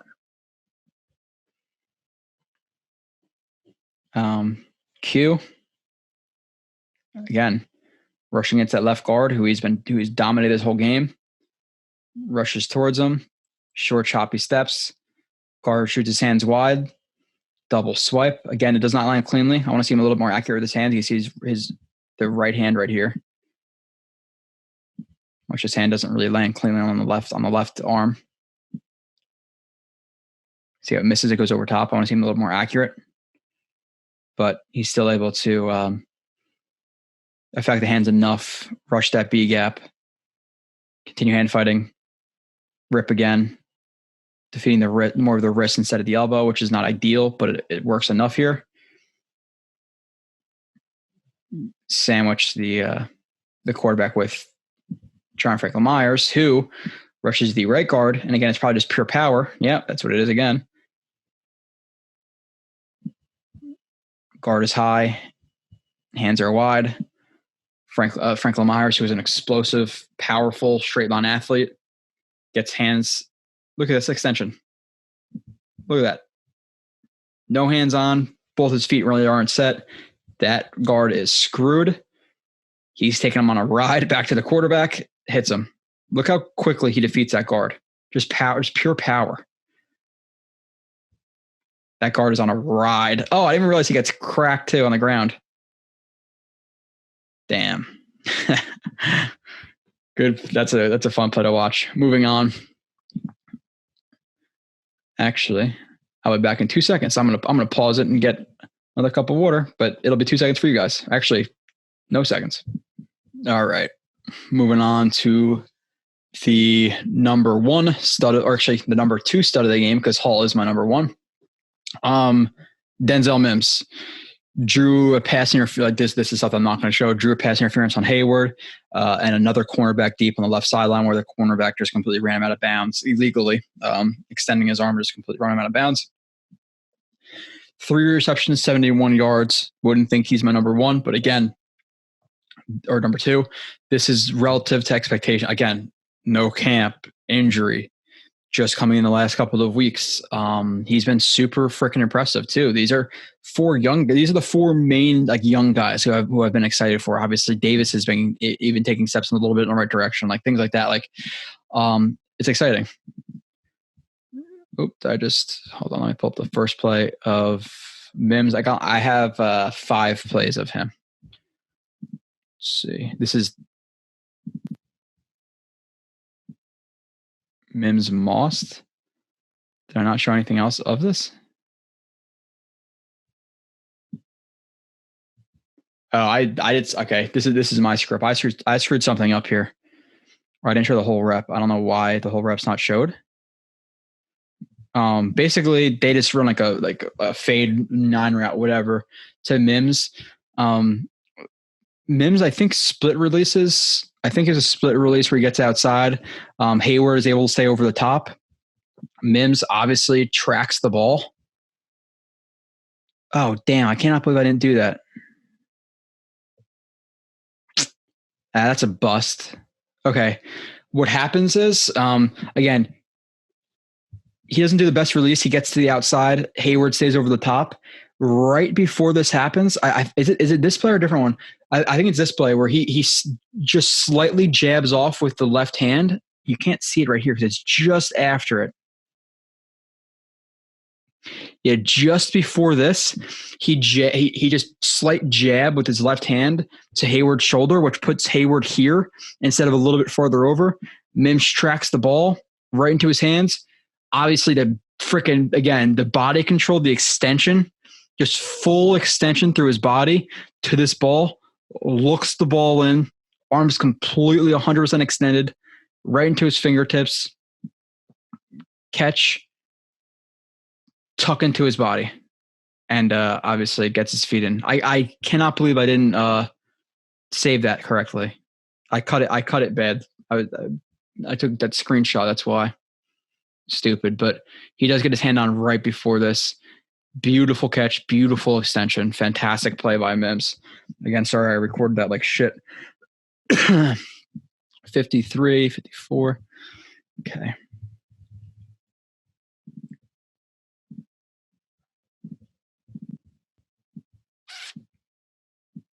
Mims 25 yards. No, that's the thing I'm thinking about right there, maybe. Okay, so split release. Overall, his releases, he needs a little bit more like patience in his releases, where he a lot of times is like either split release, which again is just bring that back foot back, and this to about even, where it's not really get even, where this foot would come completely up to even. This is where it kind of splits, and then this foot comes up. That's more of a split release than a get even. So split release. Again, it's just to give yourself, if they're impressed, it's to give yourself some room. But I do want to see him use a little bit more kind of technique in his releases, like split release, shuffle to square, or shuffle inside a little bit and then get outside. Like he's a little bit too happy with guys just getting on him and just using his physicality at the top of the route to make the catch, or his acrobatic catches or extension, whatever it is. But I want to see him create more separation with his releases. So his releases need a little bit of work. Just the first couple games, again, guys will improve. Split release, gets outside,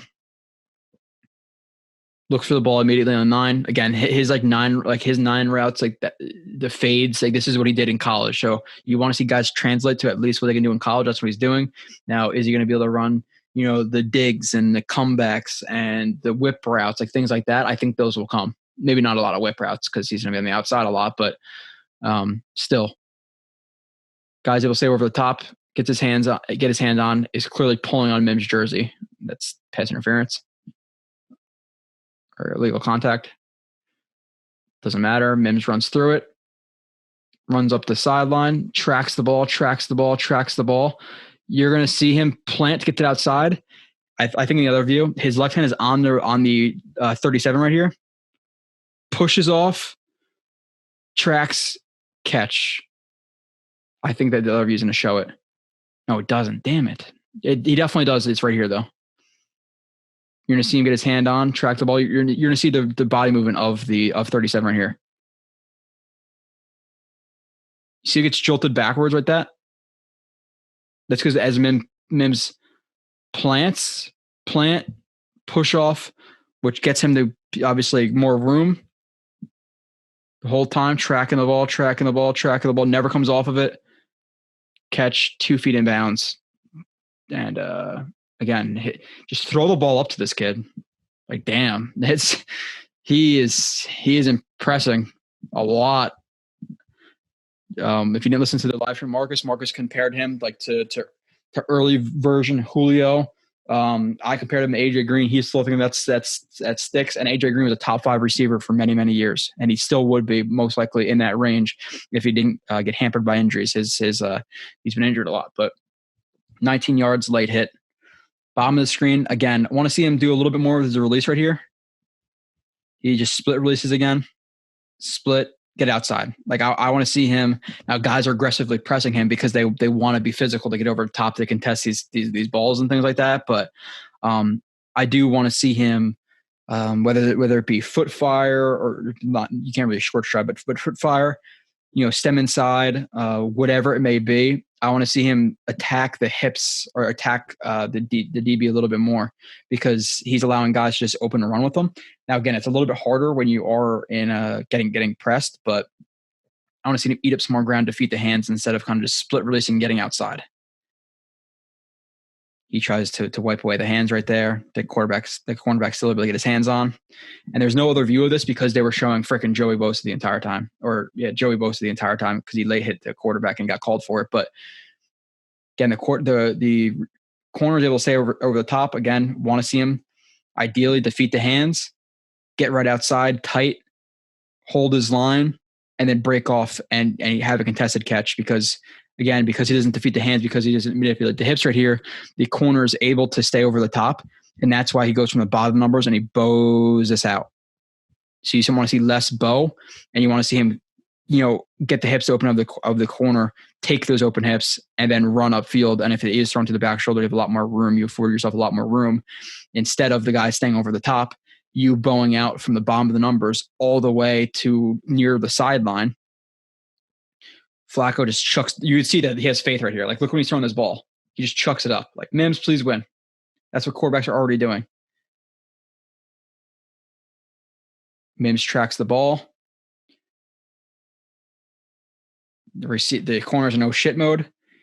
And there's no other view of this, which is disappointing because, again, the cameraman sucked here. He's just tracking the ball. When the ball is getting towards him, what does he do? Push off. Body control. Boom. Snatch it. Two hands. And attacks it. So really good job, again, getting physical, push off, timing. That timing of that with the late hands is beautiful. You don't want to see him turn around too early and then jump up and allow the corner to get into it. You want to time it as best you can to be late so the corner can't react. So pushing off creates that separation. Attacks the ball late with perfect timing. Boom. Now, I'm just showing this in terms of the refs being so goddamn unfair, where you see Quinnen Williams literally getting into his last step as Quinnen Williams is into his last step and hands are already basically on the quarterback.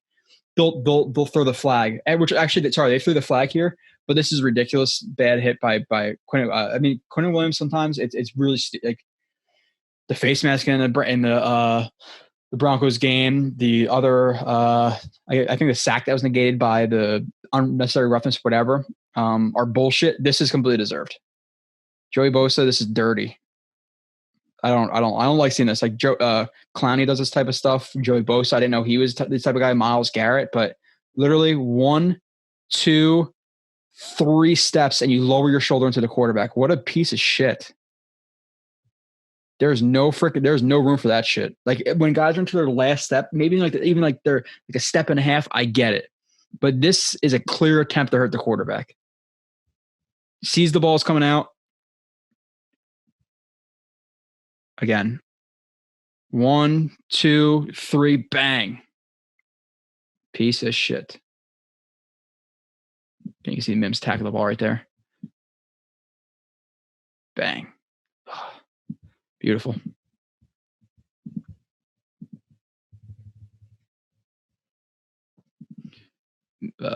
Two more plays on Mims, I think. Mims stretch release, win deep. I think he's on the bottom right here. That's more aggression. See what I'm saying? Like the other times, like the split release, just get outside. This is more aggressive. This is a stretch. This is a stretch instead of a what is it called? That split release that I've been showing, or even get even. This is a stretch where you're going to take the inside foot's going to be up, really hard, aggressive outside step, really selling it with his hips. Again, really selling it, drops his whole weight into it. Right arm comes up. I can't tell if it's a club or what it is. Again, I can't see from this necessarily. It's a little bit grainy, but you see the right arm comes up to club or swipe the hands, defeats the corner, runs vertically, and they're doubling. They're doubling him right here. He's opening right up to him, and he's playing him outside. So they're bracketing him. Mims gets deep.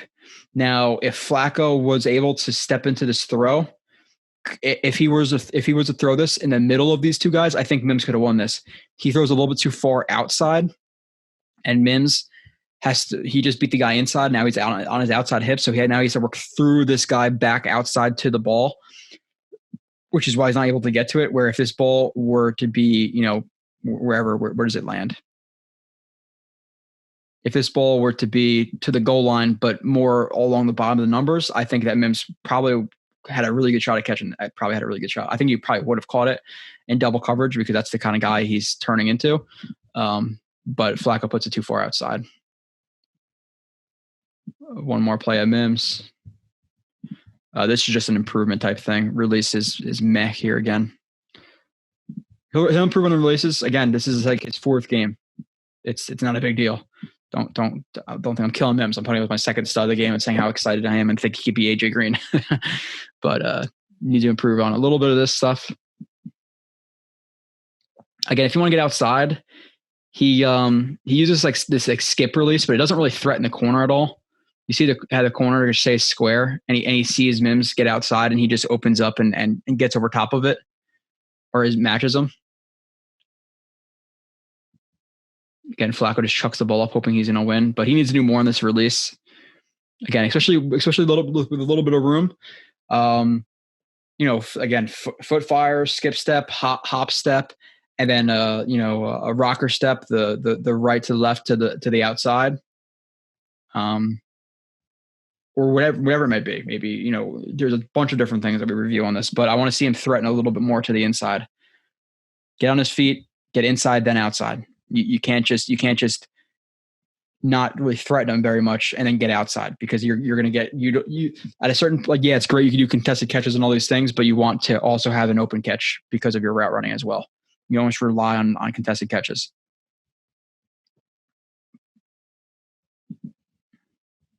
Moving on to the bad from the offense. McDermott, the few reps he played at right tackle, got beat a couple times. Flacco, I put was meh. Missed Crowder deep, happy feet in pocket. Missed Crowder. I don't know why I think I have the plays this, but yeah, he missed Crowder deep. He missed Crowder short. He missed Mims on the mesh. He missed Perriman deep. He missed Mims deep. Really bad interception, but I have a couple plays of him. 15 of 30, 50% completion percentage, 205 yards. What do you have? 2 touchdowns and a pick, I think maybe it was. I don't know why I put those in there. But let's see. I didn't, again, not spending a ton of time on Joe Flacco. I'm not, but I will put up a couple things because he did play. Slant flat. This is right after Marcus May punched the ball out. The Jets have the ball on the 4-yard line. Great play by Marcus May. What happens? Slant flat. It's an easy inside-out read. You read leverages. If this corner carries him and he has inside leverage of this DB, you really want to throw the slant right here. And now if he stays more inside, and you do want to throw the flat right here, that's fine. But you got to hit him like now. You got to hit him pretty much as soon as you snap the ball. Snap, it's got to be thrown to the outside right here. If this corner's a little bit deeper and he's inside leverage, you could throw that. That's okay. But what you cannot do is take the snap, see the corner looking at you, wait, throw the ball and float it inside. Now, if he, again, and this is way too late anyway, but if he was to throw him to the outside right here, maybe it gets completed, but you cannot wait so freaking long where it's obviously it's man coverage. You have cover one hole, and he's clearly carrying him, and he's looking back to you.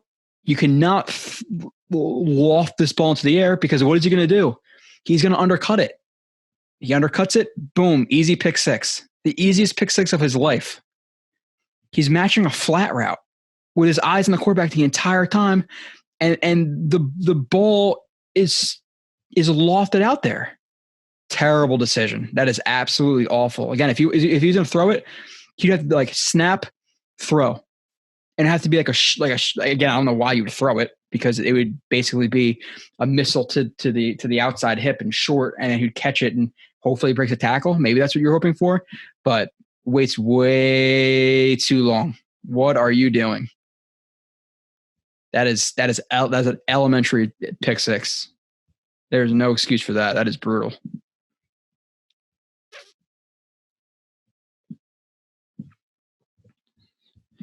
Two more plays.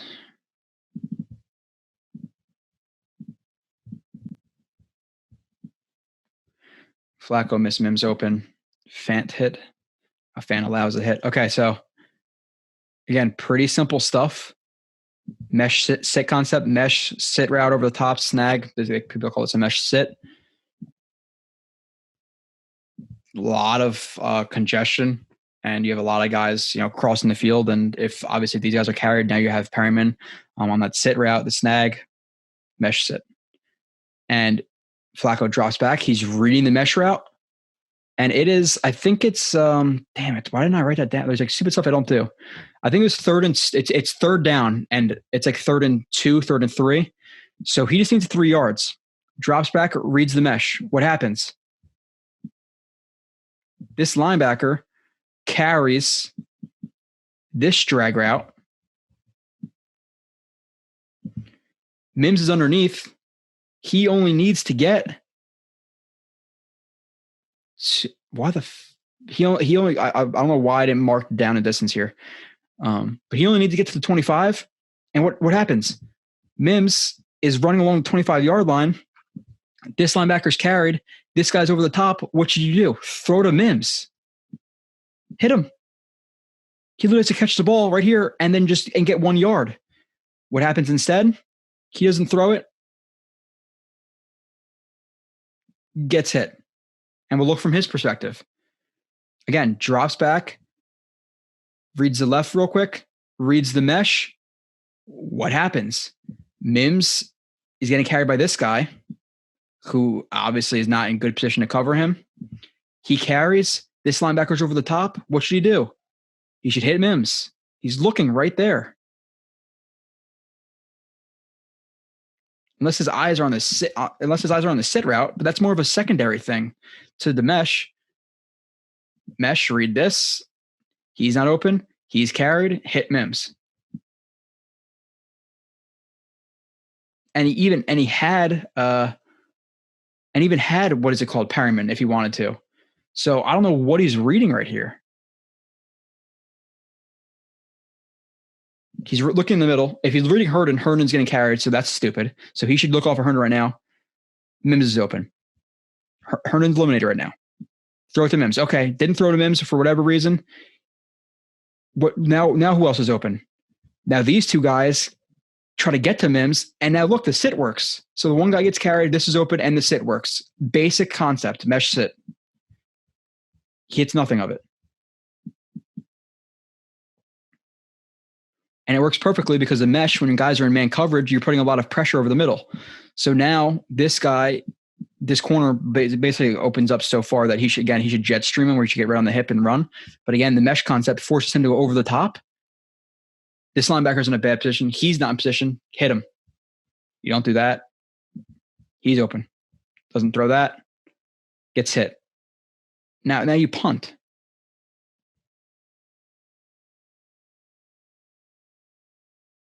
Bad play by Flacco. One more. 38.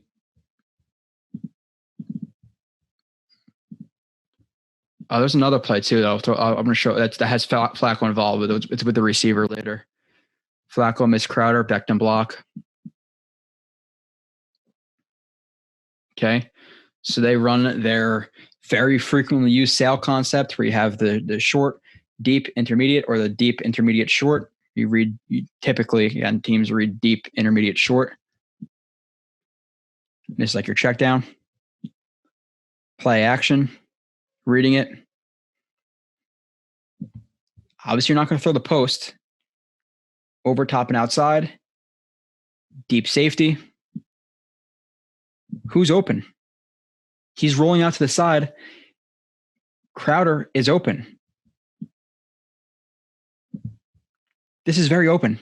On the run, whatever. He needs to hit him. Play action, drops back, feels immediate pressure. So I'm fine with him not throwing it here. But his eyes need to stay down the field right here and see. You're not going to throw this. You're not going to throw this. Who's your next guy?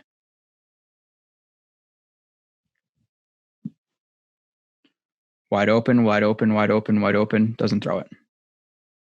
Slides, and now it's 3rd and 2 instead of a 20-yard completion to get into Chargers territory.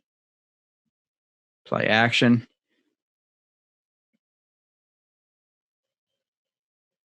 Oh, I didn't show the last play of Fan getting beat, but Fan had some bad technique with his hands, I believe.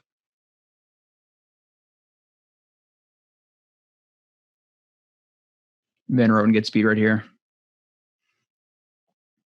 Hand high, reaching a little bit for the contact. Guy powers through him, rolls out. Okay, fine with that. His eyes should be downfield. Again, if you weren't going to try to squeeze it into goal right here, keep looking down the field. You're not going to throw it to the flat. And Crowder the whole time was running from the 50-yard line right here. He was right along the 50-yard line with nobody around him. He's right here when he started rolling out. And he's right here running to the sideline with nobody on him right now. What are you doing? Not a good game from Flacco. Moving on, I have one miscellaneous play from the offense. It's bad from the offense. That's a blitz not picked up by the offensive line. All right. Again, I don't know. This protection makes no sense to me. This is just like what was called at the line of scrimmage because you have 3 guys. Hold on, let me see real quick. Well, he's releasing immediately into the route, so he doesn't even count. He's not checking and releasing. He's just releasing immediately into the route. So just the offensive line versus these guys. 3, 2.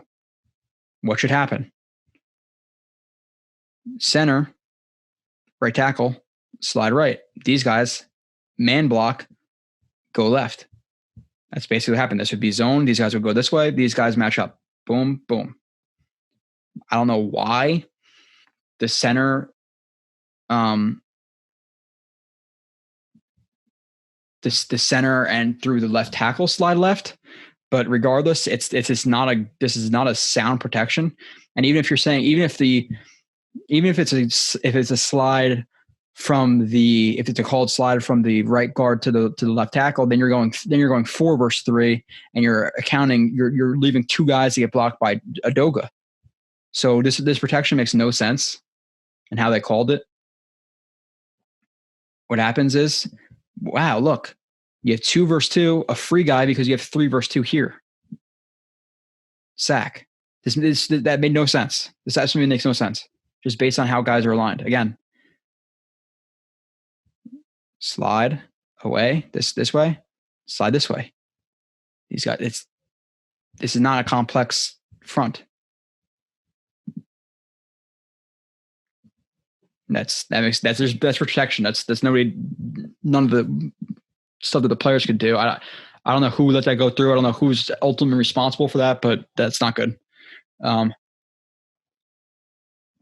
Bad from the defense. I put Davis in coverage was bad from the defense. I got 2 plays of him, and I got a couple miscellaneous plays. I'm gonna go into some of the good stuff.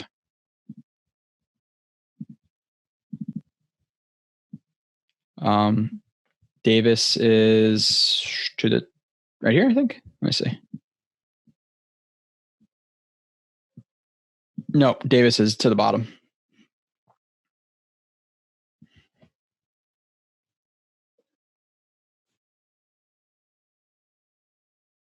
which I don't even like these alignments. Like this is cover 2, but why is May so far inside? He's supposed to play deep half, but if either one of these guys goes outside, like if they run like a scissors or whatever, and they go up to the sideline, May's not in a position to do that. So I don't like that. But regardless, he's playing deep half up top right here. Davis, what happens? They run a flat 7, a really basic variation of smash. So Davis has two threats. Really one vertical threat. His one vertical threat that happens to go vertical. So what should he do? He should get over top of it. Once it goes over the top, you need to get more aggressive, flatten out, and get over the top. He backpedals too much. The cloud corner right here is put in a tough position deciding between deep to the flat, and he takes the flat because he's expecting Davis to get over the top of that. Davis is way too again. He waits till the quarterback throws the ball to react to stuff. So he still needs a lot of work in his coverage.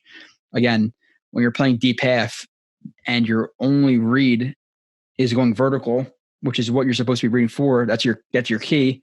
You need to get over the top of them. Again, way too patient. Easy first down. He needs to get down. He needs to get down sooner. I don't know what he's waiting for. Let's see. Davis almost beat deep. A little bit of a tricky situation here. Well, kind of, not really, but again, deep half. You don't really want, again, these deep halves are more simple than like cover 3s and things like that because it's a little bit more of a simple read. I like how he stays square right here. He's playing the goal line. Fine, that's a positive. Shuffle, shuffle, shuffle, gets over the top. He starts to break outside. He breaks outside, matches the break. I like this.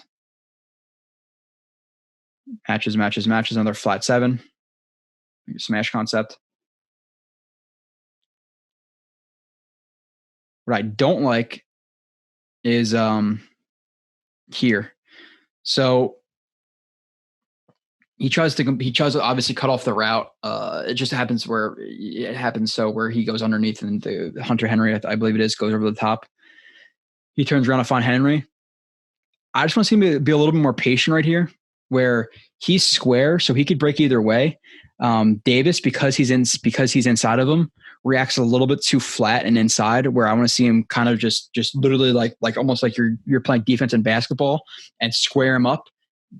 Get basically helmet on helmet, and if he goes left, you go right, and if he goes right, you go left. You just match him. But he gets too aggressive right here and just shoots inside. He breaks to the sideline, and Herbert, I can't tell if he throws the ball away or he just misses him, but Davis would have been beat right here for a touchdown because he's a little bit too jumpy right there. Good job by Myers. Rushes the V gap right here.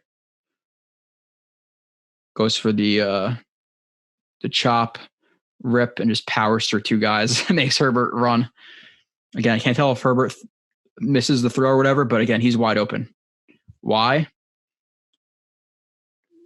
I'm okay with all of this. You'd obviously ideally like to see him get hands on right here. But gets too antsy right there. Miscellaneous plays that are bad from the defense. I have 3 of them.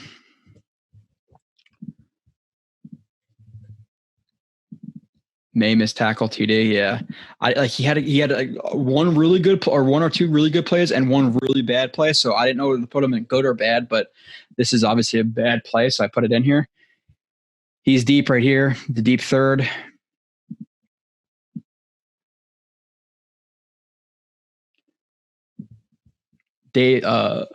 Williams runs a dig versus Mollett. Again, is this terrible coverage from Mollett? I don't necessarily like that he opens his hips, but he pushes off Mollett right there, right here.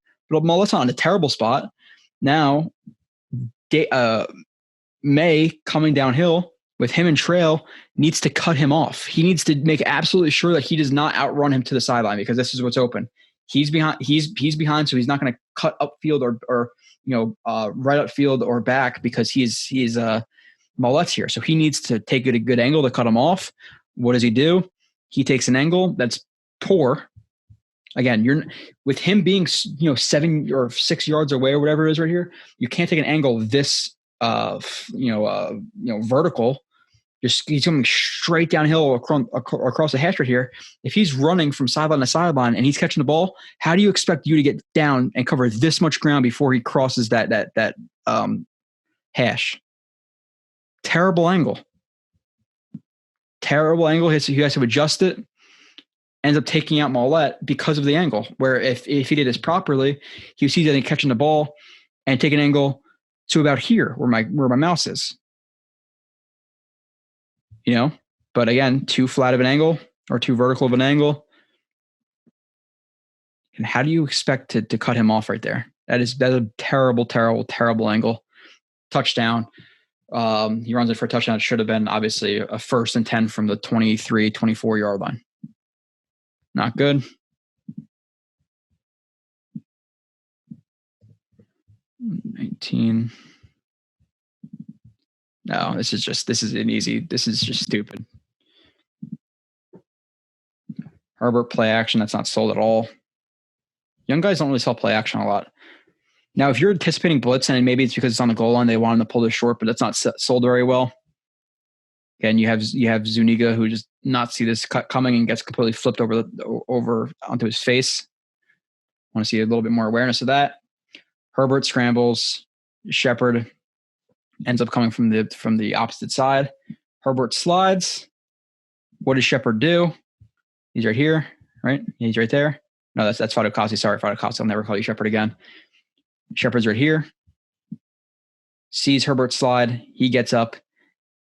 And he takes he jumps over whoever falls to the ground right there, or gets pushed to the ground, which is Lange. Hops over him, sees him slide. It's not now. If he were to slide and then Herbert was here and he jumped over him, and then as Herbert was getting up, his momentum was taking him from that jump into Herbert, and there's a flag, I'll be like, okay, I get it. But he literally jumps over him, angles into Herbert, hits him, and then goes hands up and then sees the flag coming and all shit immediately. What? This is such a dumb mental lapse. He knew what he did immediately. Why are you taking an angle into him and hit him? Friend of the tank, Nathan Shepard. You frick that. There's no explaining that. That is one of the dumbest things I've ever seen. That is just beyond dumb. I put this bad from the defense because it's a bullshit penalty. Again, Mollett, decent coverage. This is the earliest angle I can get of it, but he ends up opening up a little bit too soon, but not in a bad relationship to Keenan Allen right here. Meets Keenan Allen, gets his hands on the shoulder. There's no extension, just a hand on the shoulder. He's looking back to the ball, looking back to the ball with hands on. Ball is inside. He tries to find the ball. Allen trips and the ball is uncatchable. And this is a pass interference? What is he supposed to do? He gets hands on and is looking back to the ball. Bad flag. Again, I'm not going to spend too long on that, but got to get through the rest of this. Good from the offense. A couple plays in here, but not too much. Let's see. Okay. Ran out toward the end. Perriman, 2 receptions, 54 yards, put him in the good. I got 2 plays of him right here. Overall, I think, again, this is another game we could have had another touchdown, but he did not. 49-yard touchdown from Perriman. Again, when he's healthy, man, I like him more than other guys do, especially watching his film. I said it last week or whatever. Those last 4 games, the Bucs. The last 4 games, the Bucs. The last 4 games. Again, he was at the 3rd or 4th read in a lot of these plays, and a lot of these plays with the Bucs, he was open and he was not getting hit. Burned Darius Slay, could have been a 90-yard touchdown. Blah blah blah blah blah blah. I've said it all before. If you haven't listened before, it's not my fault. I've lined out a lot of these things, but he was getting open and earlier in the season. When he's healthy, he's productive, or he's a good receiver. But the problem is health. I don't have a question about his on the field stuff anymore. It's the health. Right here in the bottom, they're playing in a cover 3. He wants to maintain his outside leverage, so he's going to attack that outside leverage. If the guy's going to overcompensate and stay outside, just keep attacking him outside like that. Just keep widening him. That's fine. So he attacks that leverage to widen him. breaks inside, and he just uses speed. But a good job widening him. Look how hard he's selling this. That dry face is great. Speed, widen him, break inside. Just getting that's just pure speed. He's a fast. Listen, for him to be like 6'2", probably like 6'2", like a solid like 215, like he's a big, physical, fast receiver. Like he has all those traits. Like he can get contested catches. Like he has a lot of interesting traits. It's the health. And obviously he can round things out in his overall technical game to be even better. But when you can just widen corners out like this and just break inside of them, like there's not like this is hard for corners to guard and off coverage. Look at that acceleration. Plant, boom. Look at that. He's gone. Tracks the ball, catch, touchdown. A guy that big and that fast is not easy to guard. And I would like him to be re-signed. Depends for the money. I think he's like $8 million this year. But if you can sign him for $6-7 million, and you say, or whatever the base is, let's say it's I'm throwing out random numbers, and maybe that might not make sense, but okay, a $5 million contract, and for every game you're healthy, it's $100,000, in your contract, like someone like that. Like that's what I want. I don't want just a base number. I want an incentive on, his health, because I don't want to give him $8 million and him not play. But listen, if you get him for $5 million and he only plays 10 games, okay, then you only give him $5 million. But for a quarterback to have like Perriman, Mims, Crowder, and another receiver, whoever that's going to be next year, it's a solid, definitely a solid receiving core. Moving on, 45, a couple plays later, or a couple, maybe it's a drive later, whatever, but let's see. Beats Hayward deep. Oh, this is when Flacco misses him. Again, really similar situation.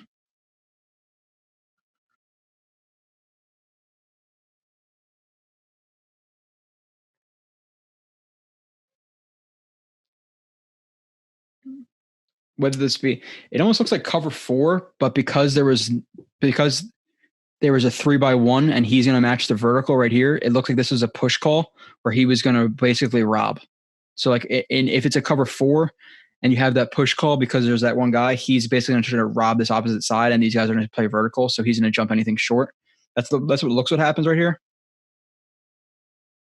Again, where he knows this is his responsibility, and he's just going to play this side harder. That's what this looks like. That's what, again, if I had to guess. So Perriman again stems him outside. Well, actually, he attacks the blind spot here. So this guy is Hayward. These are all against Hayward. A couple of plays of Mims, a couple of plays of Perriman are all against Hayward, who is a good corner. Attacks the blind spot. He can't see him. Plant inside. Boom, just cross his face. And again, has him beat by a yard inside and a yard over top.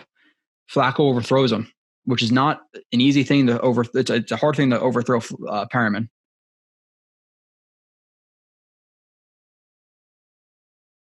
He overthrows it again. Now you could have had a 49-yard touchdown and a 75-yard touchdown. Now you're looking at Now you're looking at a game last week that if Flacco doesn't miss, it's at least 3 touchdowns. If Perriman doesn't drop the ball, it's 4 touchdowns. This game could have been another 2 touchdowns. At minimum, he could have had 5-6 touchdowns the last 2 weeks. Now he only has 3. That 3 could have easily been 6. So these last 2 weeks have been really, really good for Perriman. Stems, attacks the blind spot. Hard plant, boom. Look at that plant explosion off of that plant. One, like you can't see it in so much right there, but watch it. Just watch that plant explosion back inside. Awesome. Overthrown. Damn. Which then again, king of the tank. I'm about process versus results, especially when those results come the Jets win. So the process was he got open. He could have been a 75-yard touchdown. Herndon is in my good from the offense. Holy shit. Again, his blocking has improved. 2 receptions, 32 yards, most productive game of the year, 1 touchdown. I got 3 plays of him. The first play, not much I got to break down. It was a play that did start off the game with him, and we were like, oh, well, that's the Herndon we've seen all year. Coming off the line right here, sits it down. Soft spot of the defense is not a check down, but says, whatever, a stop route over the middle right here. Flacco checks it down to him. He drops the ball. Elementary stuff. This is as easy as it gets. You should catch this ball 100 times out of 100 in the NFL. What does he do? He doesn't look the ball in again. You see his eyes are coming off of it, and he goes to run. Doesn't look it in. Drops it. He has been so bad this year with drops and fumbles. So that play, and it's like basically what the frick is he doing? Of course. But then after that, he has his two, brightest spots of the season. Where was I at? Okay, 21. There's a couple things in here that I labeled. Okay. Flacco throw, Becton block, Herndon catch. Okay. Oh, he runs the deep over right here, right behind zone coverage. Flacco, good throw. Obviously floats it over that linebacker. Herndon looks it in. Look at that. Body extension, hands catch, tucks it, takes the hit, and he brings the ball in. What? Should he start doing more contested catches and more acrobatic catches? You're not thinking as much. Maybe that's what it is. He's just overthinking easy catches. But Becton does a good job. Right here too versus Bosa. Goes to sell a play action. Or sells a play action. Gets his hands on. Bosa angles inside. He matches him with his hips. Again, like that lateral movement for Becton, who's like a 360-pound guy, is really good. Hands on, Bosa angles inside. He maintains his contact. Nice bend in his elbows. Square, good base. Matches him. Bosa says, "Screw it, I'm getting outside." And Becton is still able to plant, get back outside, hands on. Look at that movement from your 365-pound left tackle. Movement, boom, movement again. Really nice. Flacco, beautiful ball over the top of the linebacker. Look at that catch. God damn. He can catch. Yeah, maybe keep making him do this shit where it's more hard. Gets beyond 56. Murray Jr. is a rookie. Look at that. Tighter hands. Catches the tip of the ball with his left hand. Tucks it into his body. Murray hits him.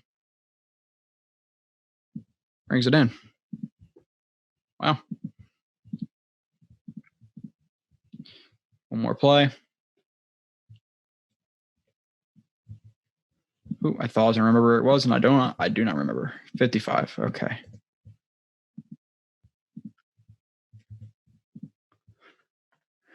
All right. Touchdown. Good play by Flacco, or decent play by Flacco. Reads the safety. Knows obviously Herndon's route. Just releasing right into the soft spot, right upfield, like a seam route. Linebacker spot drops, has his eyes on Flacco the entire time, which is not good. Covering grass. He widens. He takes the seam, soft spot, vertical. Flacco does a good job floating it over.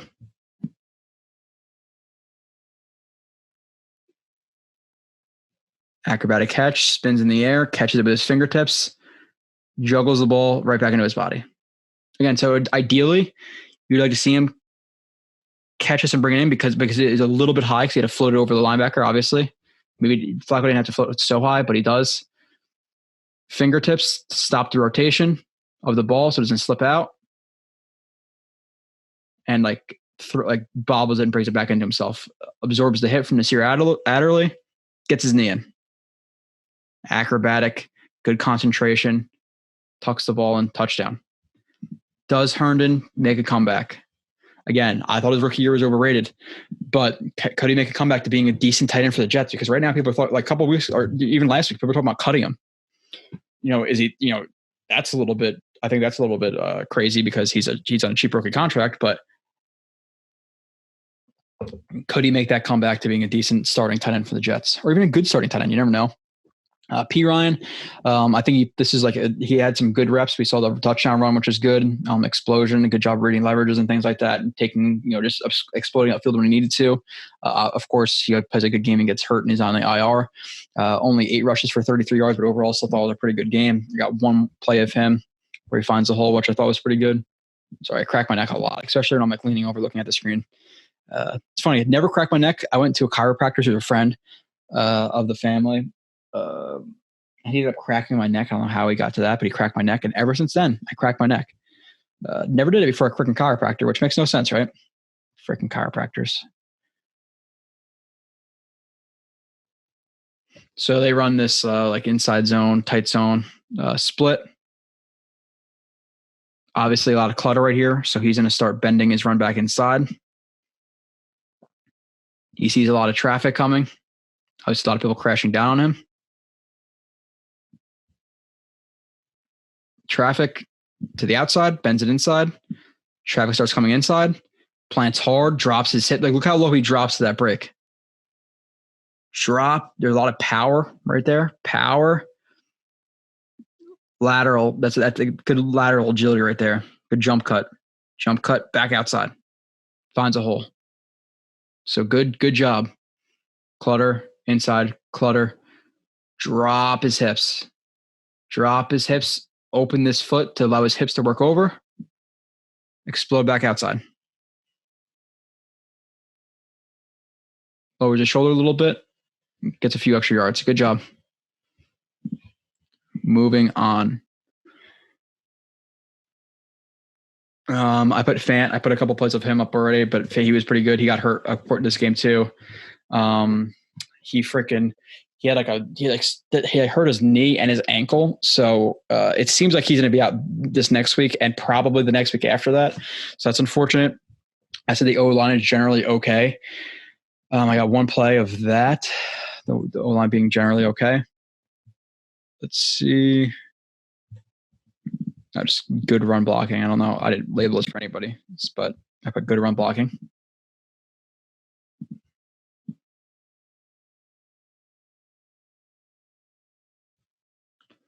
Again, another tight zone split where it's another one of those. It's another one of those running plays where the cut back side is one of the primary things a running back's going to do.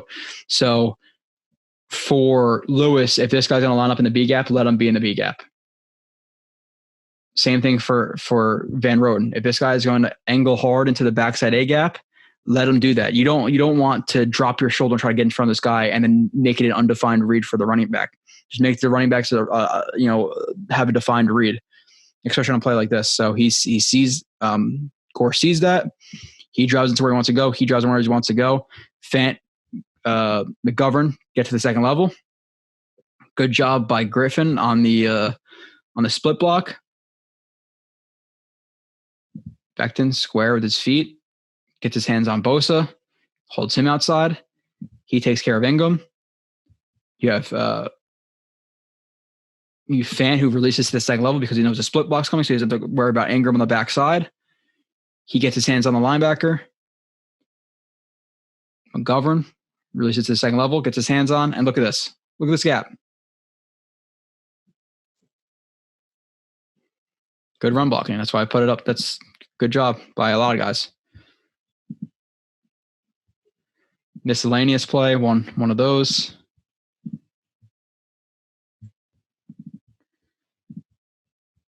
Oh, this is the one I was going to show before. That I don't know where I was supposed to put this, but some pressure on the edges. Step up.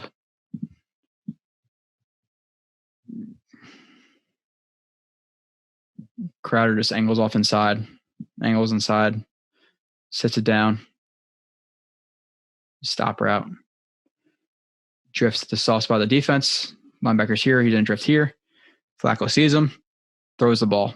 This is one of the plays where I was like, okay, if Flacco is a notable quarterback, like the ones who get the flags on him all the time, like a Mahomes, a Brady, maybe even a Rodgers, one of these guys, this is called. Darnold, the Flaccos, the Drew Locks, the ones who aren't as important, don't get this call. Step throw. This linebacker, the defensive lineman clearly sees him throw the ball. Step, extends, hits him, launches flat. Look how hard Flacco gets hit right here. Bang. No flag. If this is Quinn Williams, it's a flag. Well, maybe. Then again, I said Drew Lock, and he got a couple of, or not, it wasn't Drew Lock. It was, whatever the hell his name is. I forget his, I'm blanking on the guy's name that they played. They played the Broncos, but it's so inconsistent. I can guarantee you if this, Quinn Williams gets this called on him earlier in the year, like for whatever reason, Quinn Williams just gets flags.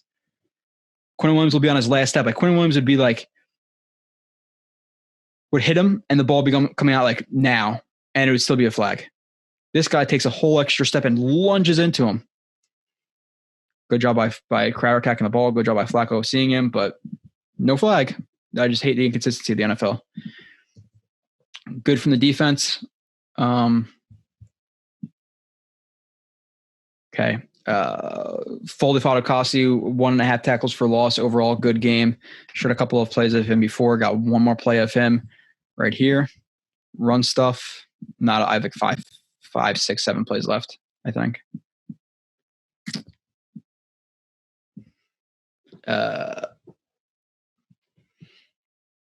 If I had more time to watch this play, I would. Maybe I will in the future. I'm not going to explain it now, but something that's already interesting to me just looking at this is the splits.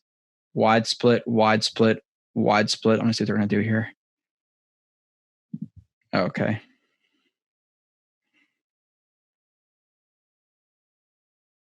Read option. There's attacking that gap. Yeah, again, I'll watch this again, but there's a reason they're widening their splits. Maybe to widen the edges. And they're widening here to attack the A gap to make this a bigger bubble. I don't know. Watch it. I'll watch it. Maybe I'll come back next week and give me like my full breakdown. But Fatukasi comes off of the ball. Right tackle comes to block him. Ricochet from the right guard, drops his shoulder into him, looks to climb. Fatukasi dents the post. This is the highlight. This is the post. He dents the post, gets his hands on him. Hands inside, widens, doesn't get moved a lot. Finds the running back, drops his weight, arm over, tackle. Really good play. Moving on. Jordan Jenkins, definitely his best game this year, easily 2.5 tackles for loss, half a sack, got one play of him extra to put up. A lot of aggression in this game. Looked better as a pass rusher. I was impressed with this game. This is the Jordan Jenkins we saw, last year, like consistently. He just hasn't had it this year. I think he's quite frankly done being a Jet, to be honest, but maybe he's the direction and maybe a resign. I don't know. Do I want him as a starting outside linebacker after he's how he played this year? No, not one of them doesn't do enough. Another handoff inside. 6'9" comes to block Jenkins again, who's not good. Jenkins stacks him, gets low, holds his ground. And again, because his base, he's not linear. Like this guy is just not good with his body. Like nothing about him is good. Who was 69 on the Chargers? I gotta look this up. Chargers roster. I wonder if it's like a young guy or something. Because I was not impressed at all watching him play this game. Is he like a draft pick or something, or is he a backup? Is somebody hurt? 69 is Sam Tevi. Tevi? I never heard of him. Probably a reason. But Jenkins able to stack him. His arms are up here and he's trying to block him. Whatever. Jenkins literally just grabs him in the armpit and throws him.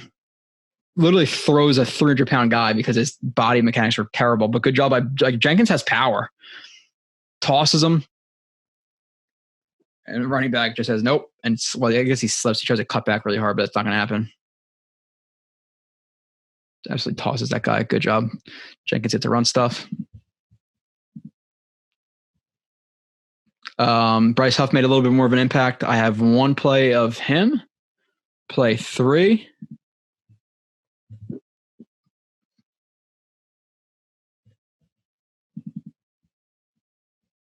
Maybe that wasn't supposed to be for him. Okay, maybe this is supposed to be for Jenkins again. Jenkins and Shepard's sack. Yes, this is definitely for Jenkins. Comes off the edge right here. Again, not impressed at all by the tackle. I'm not going to go over all of his stuff, but Jenkins rushes towards him. Tackle oversets. He takes the B gap. Double swipe into a rip, or maybe not into a rip. Double swipe. Doesn't land the rip, doesn't look like. But just powers through. Finds the quarterback, sack. Good job by Davis and Basham making the quarterback step up a little bit. I'm pinching in on my pocket, but good power right here from Jenkins. Just finds him, sack.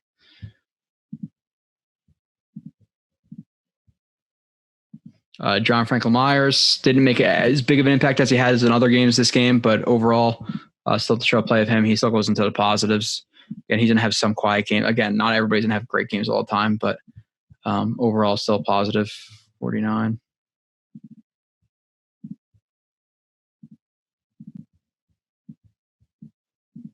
John Franklin Myers, he's right here. He does that double armband thing. So does Mollett. Mollett almost looks like Jamal Adams from high. Obviously, just the way he wears his uniform, not necessarily the size and stuff like that, but step up field. Right guard slides to take him. Does a lot of the stuff that the Michael Brockers, the Donalds do. It's a lot of aggressive movements upfield with then side steps and hand swipes. They do this a lot. Step up field, 2 steps up field, sees the right guard shooting. Obviously, not great in terms of kind of leaning at his waist and shooting his hands with not a lot of good bend into him and high. But he's able to cross his face, swipes the hands. Right guard's able to get back in front of him, but not with any strong hand placement or his body under it. Gets his hands on him and just bull rushes. Hits Herbert again. He's a good athlete and explosive. Some of the rides he took some guys on this game was impressive. Coverage. Let's have a play. I said Davis in run game was a positive of this game. Again, he's getting better in the run game, but in coverage not that great. 12 tackles, 8 solo. I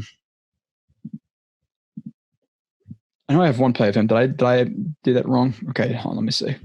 I have one play of Davis in the run game. It was more just effort that I really like to see. Yeah, this is the play, I think. All right, Davis effort. He's from the backside. He's off the screen to the left side of the screen right here.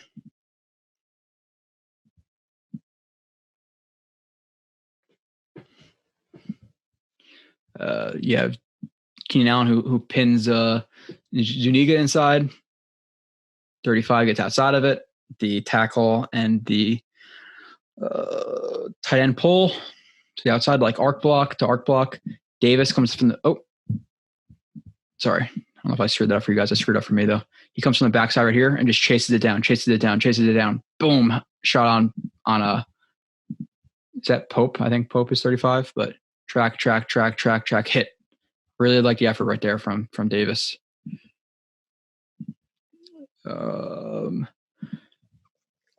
Okay, 5 more plays left. Once I start doing like 2-3 hours of stuff, I'm like, okay, I got a couple more plays. Let's get through this. But you guys can break it up. Like, listen, like you could, there's like the Locked On Network. Everybody knows what them. They do like 3 or 5 30-minute shows a week. I do one show a week. That's like 2 hours. So you can break it up into 20-minute shows, 50-minute shows, 45-minute shows. Some people say the show is too long, but there's a lot of stuff that happens in a game. It's like 130 plays. So you can break it up or don't, whatever. Just maybe we have that guy, Dark Demonic, who tags it. So if you're interested in this game, I really want to see what he said about Hall, Hall, Davis, Mims, there's segments you can go to and just watch those as well. I'm not offended if you don't want to hear me talk about Flacco.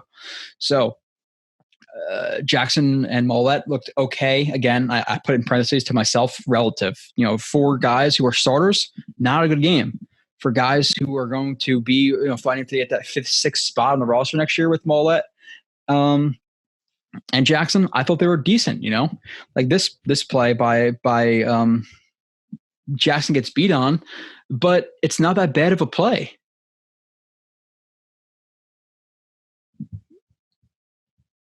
He's in a deep third, it looks like. He matches the vertical. Okay, right? Like, good job. He widens. He releases vertical. Keenan Allen. He sticks with him. Matches him is square, just like you pretty much want. Like, there's some times where you're going to have like really good coverage, and just because of a perfect throw and a perfect catch, you're not going to be able to win. Keenan Allen sits it down, uses his hands to kind of push off a little bit, it seems like. Herbert throws a missile inside, and Jackson's almost there, but he's not, like, it's not that big of a deal. Again, good job by Jordan Jenkins angling inside, attacking that B gap, beating the inside hand, knifing inside. Herbert obviously has to scramble outside, rifles it, and he's just beat. Like, look at his arm. He almost gets it. So yeah, he led up a touchdown, but again, all touchdowns are not equal. Moving on, I put Henry Anderson, really good game. Let's be honest. I don't think he'll be here next year, but still. 1 block punt, half a sack, 2 tackles for loss. I have 2 plays of Anderson. I have 2 miscellaneous plays, and we will get into the pick'ems and things like that. Some of the Dolphins stuff. I don't really have a lot. I don't care about game previews this year because they're 0-10 and we want them to lose. So when the Jets are good and they're playing, teams are actually competitive, I'll talk about the roster. I'll talk about maybe some game planning stuff, whatever. I'm more of the recap than the review than the game plan stuff, just because that would take a whole other show to, okay, well, this is their strengths. This is the zone. This is the zones they run. This is what they should do. But Henry Anderson, pump block team, don't really put a lot of special teams on here, but rushes upfield. The protector, you don't want this gap right here. Again, if you're going to get to the punt, you have to beat him interiorly, typically. So you want to go inside out. He opens up too much inside. Henry Anderson crosses his face. Club, arm over. You can see how tall he is right here, like 6'6". Club, arm over. Boom. Block the punt. Quinn Williams tracks it down. Recovery. Awesome play. Leads to a Jets touchdown, I believe, right? That's when they run it in. It was the first touchdown of the game. Or I could be wrong. I think that's what happened. Pretty sure. Pump block. Good job. One more play at him. 10. Anderson blow up run.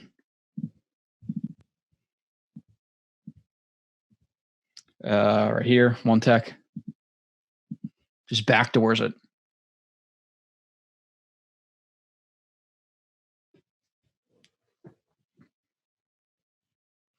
Again, it's sometimes hard to tell if there's like a gap exchange or if he just feels it. Like, the defensive line stuff is pretty hard. It really depends. Sometimes it's impossible to tell what his assignment was, or if this was just a adjustment by him. But again, regardless, center works to him. He widens out. Obviously, look how wide his step is right there. The left step. Crosses his face, arm over, attacks the mesh point. Boom, lays a shot on the running back. Tackle for loss. Quick. Really nice right there. 2 miscellaneous plays. Ooh, I screwed up. Hold on. Oh, thank God. Okay. Oh, May punch ball out. Okay. Yeah, this is the really positive play, but then again, he had a really bad play as well. I think there's 2 miscellaneous May plays. Keenan Allen set route, spot drop, sits in the middle of the 2 zones, catches it, turns upfield. Davis makes the tackle, which most likely would have been to the 1 yard line.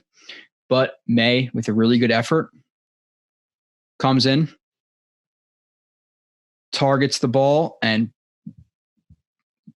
I'm not going to get like the frame right here, but sees the ball, punches it out. Does it show in a different view? Yeah, see how he comes in with that arm? He sees this, like really good adjustment. Like this happens so freaking quickly. He sees this, punch the ball out with the right arm, punch it out. You see his fist, punches it out and gets to, I think Davis gets the recovery. So freaking awesome job right here. Sees the ball, boom, punch the ball out. And the second guy there and the guy's going down, when the guy's wrapped up, that's what you want to do. Scrape at that ball, punch that ball out. That is top notch. That's a top-notch play to get the ball back for your defense. Top-notch. Hell of a play. And what point in the game was this? I know it's obviously early. It's a 12th play. I forget like what the score was here. One more play, which is play 25. May pass deflection. So two good plays and a play that was terrible. So that's why I didn't put them in good or bad, because that one play was so bad. They're running by the way, a lot of like Davis was in coverage a lot. Like you saw him a lot of coverage on like Keenan Allen and stuff like that this game. He got beat up a little bit in coverage, but yeah, cover one. They cap. So you have the blitz. They're capping him where he's over top of them. It's usually what they do with blitzes where you have two guys over top of one guy. He's in a blitz. He's in a step down. Man. You have Lange on the running back. And then there's man coverage to the top as well. He steps down on Allen again. It was a lot of this. It was a lot of snags and stops and curls and flats and slants. Like it was a lot of that type of stuff. He sits it down. May sees him sitting it down. Tacks the hands in the ball. Perfect timing. And sees the coverage and just sits it down. That's all he does. Simple. May sees it coming.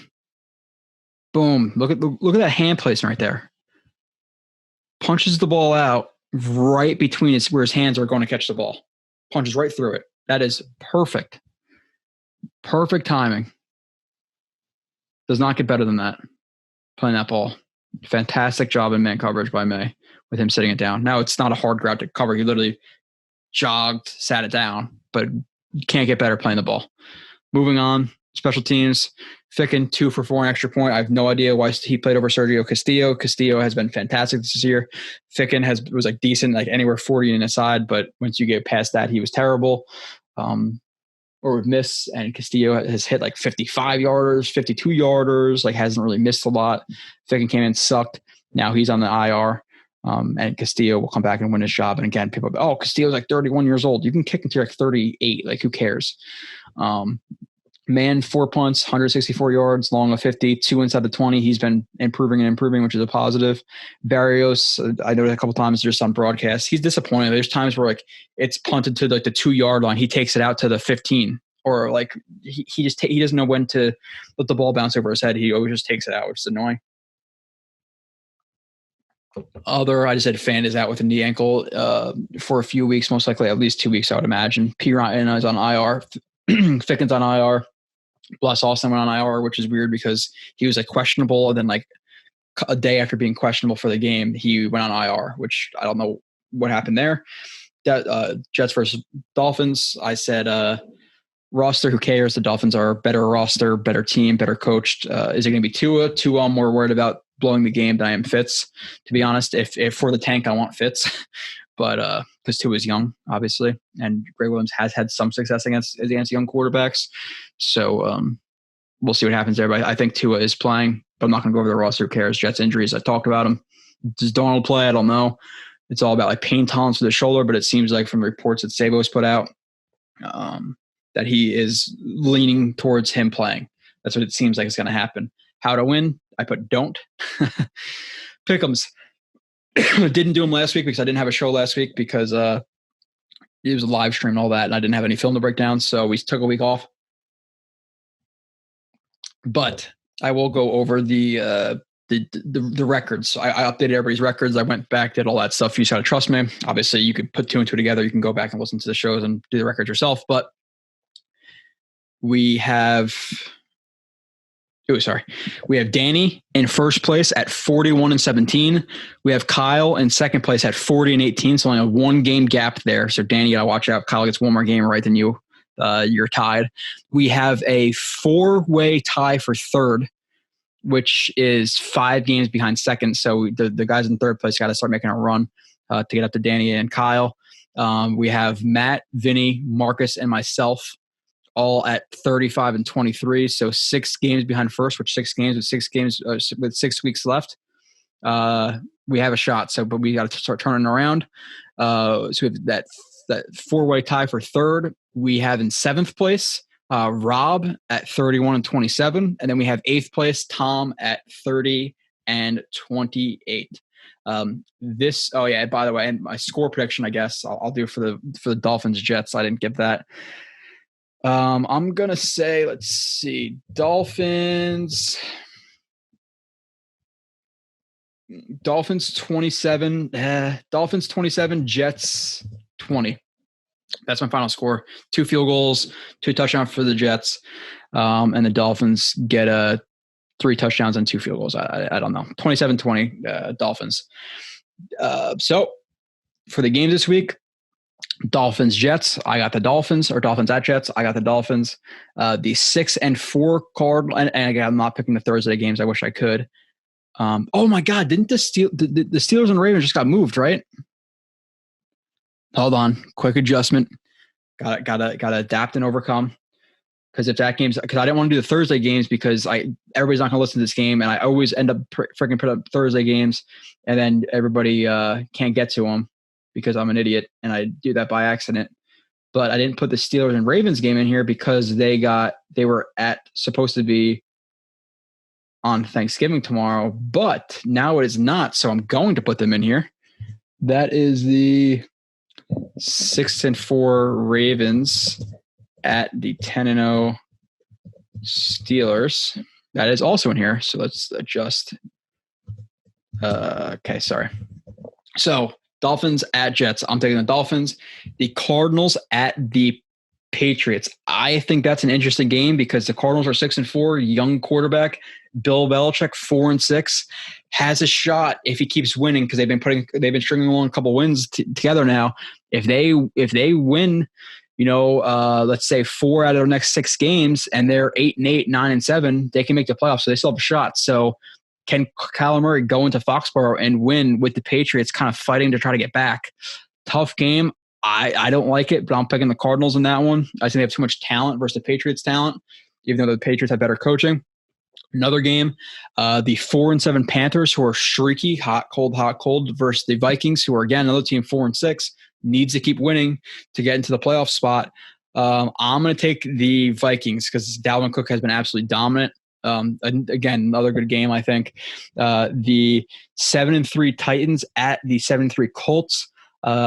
Titans have lost already to the Colts. They have even records. If they lose again, they don't have that tiebreaker over the Colts, so that's a really shitty spot for them. So the Titans really need to win this game. But I'm picking the Colts. The Titans are way too inconsistent, even though they're 7 and 3. The Colts are just a really solid defense with a solid offensive line with a good running game. And I think they win this game again and are going to take that division. And the Titans are going to fight for that wild card spot. They're probably going to get it, obviously. But I'm taking the Colts at home. The 8 and 2 Saints at the 4 and 6 Broncos. The Broncos are surprised the Dolphins. The Saints have Taysom Hill, whatever that situation. I think it's Taysom Hill again. This probably is going to be an anonymous. What's the word I'm looking for? I don't know. I blank out on the word where everybody picks the same thing. Whatever it is. I'm taking the Saints on the road. I can't think of that word. As soon as I close this out, I'm gonna get pissed off and forget it. Shit always happens. Just like the whole Christopher Walken thing a couple of weeks ago. The 9-1 Chiefs at the 7 and 4 Bucks. Tom Brady, the last couple of weeks, I overall I think he's obviously not what he was. I don't think the Bucks are really going to go anywhere with him in the playoffs, to be honest. I'm taking the Chiefs on the road, and then the 6 and 4 Ravens at the 10-0 Steelers. This is interesting to me, obviously, because it's divisional. It's a divisional matchup. the Ravens have heard a lot of things the last couple of weeks about them not being, as good as last year. Lamar Jackson's getting a lot of criticism, which, to be fair, I think he deserves some of it. I think he's a more inconsistent passer than some people think he is, but I still think he's good. But at the same time, him winning MVP last year, I think was a complete joke, in my opinion. But they're hearing a lot of that. If they go to 6-5, they are right now not in the playoffs. Now if they go 6-5, they lose again. Do they make the playoffs from a Super Bowl favorite this year? Everybody says it's going to be Ravens or Chiefs and whoever else from the AFC. They might not, or the NFC. They might not even make the playoffs if they lose this game. So they need to win. They're hearing a lot of it. On top of that, you have the Steelers who are they going to go 16-0? Like they have to lose a game, right? So is this going to be one of them? I don't know, but I'm taking the Steelers. The Ravens are just too inconsistent with their passing offense, and the Steelers' defense is so freaking good. What is the Steelers' rest of their schedule? I gotta look that up because the Steelers who people thought would be like a wild card, maybe like maybe they could win a division this year, but for the Steelers to go 16-0, 6 more games left, it's possible. Let's look at the rest of their schedule and see where they're going to get a loss. That's interesting. Ravens, this is a game that's a big question mark. Washington next week, they're not going to lose that game. At the Bills, maybe. I think it's only really the Steelers or the Bills. I mean the Ravens or the Bills, because after that you have the Bengals and no freaking way they're losing to Ryan Finley. Then they play the Colts at home. Maybe then the Browns. I don't know. Do they do it? But not this week. I don't think they're going to lose. So to recap, I'm taking the Dolphins at the Jets. I'm taking the Cardinals at the Pats. I'm taking the Vikings at home against the Panthers. I'm taking the Colts at home against the Titans. I'm taking the Saints on the road against the Broncos. I'm taking the Chiefs on the road against the Bucks, and I'm taking the Steelers at home against the Ravens. Appreciate everybody for listening. I'll be back next week with the recap, obviously. Just reminder that the 7th of December is the live stream, so make sure you tune in, call in, whatever. We'll be with Kyle Smith discussing the last couple of weeks of the games and storylines and what we want from the rest of the season, et cetera, et cetera, et cetera. So make sure you tune in for that. I appreciate everybody for listening. I'll see you soon. Be safe. Don't be stupid tomorrow, please. Or, well, hopefully by the time you watch this before Thanksgiving, but if it's not and it's after Thanksgiving, if you got arrested, you're a jackass. And if you didn't, then glad you got home safe.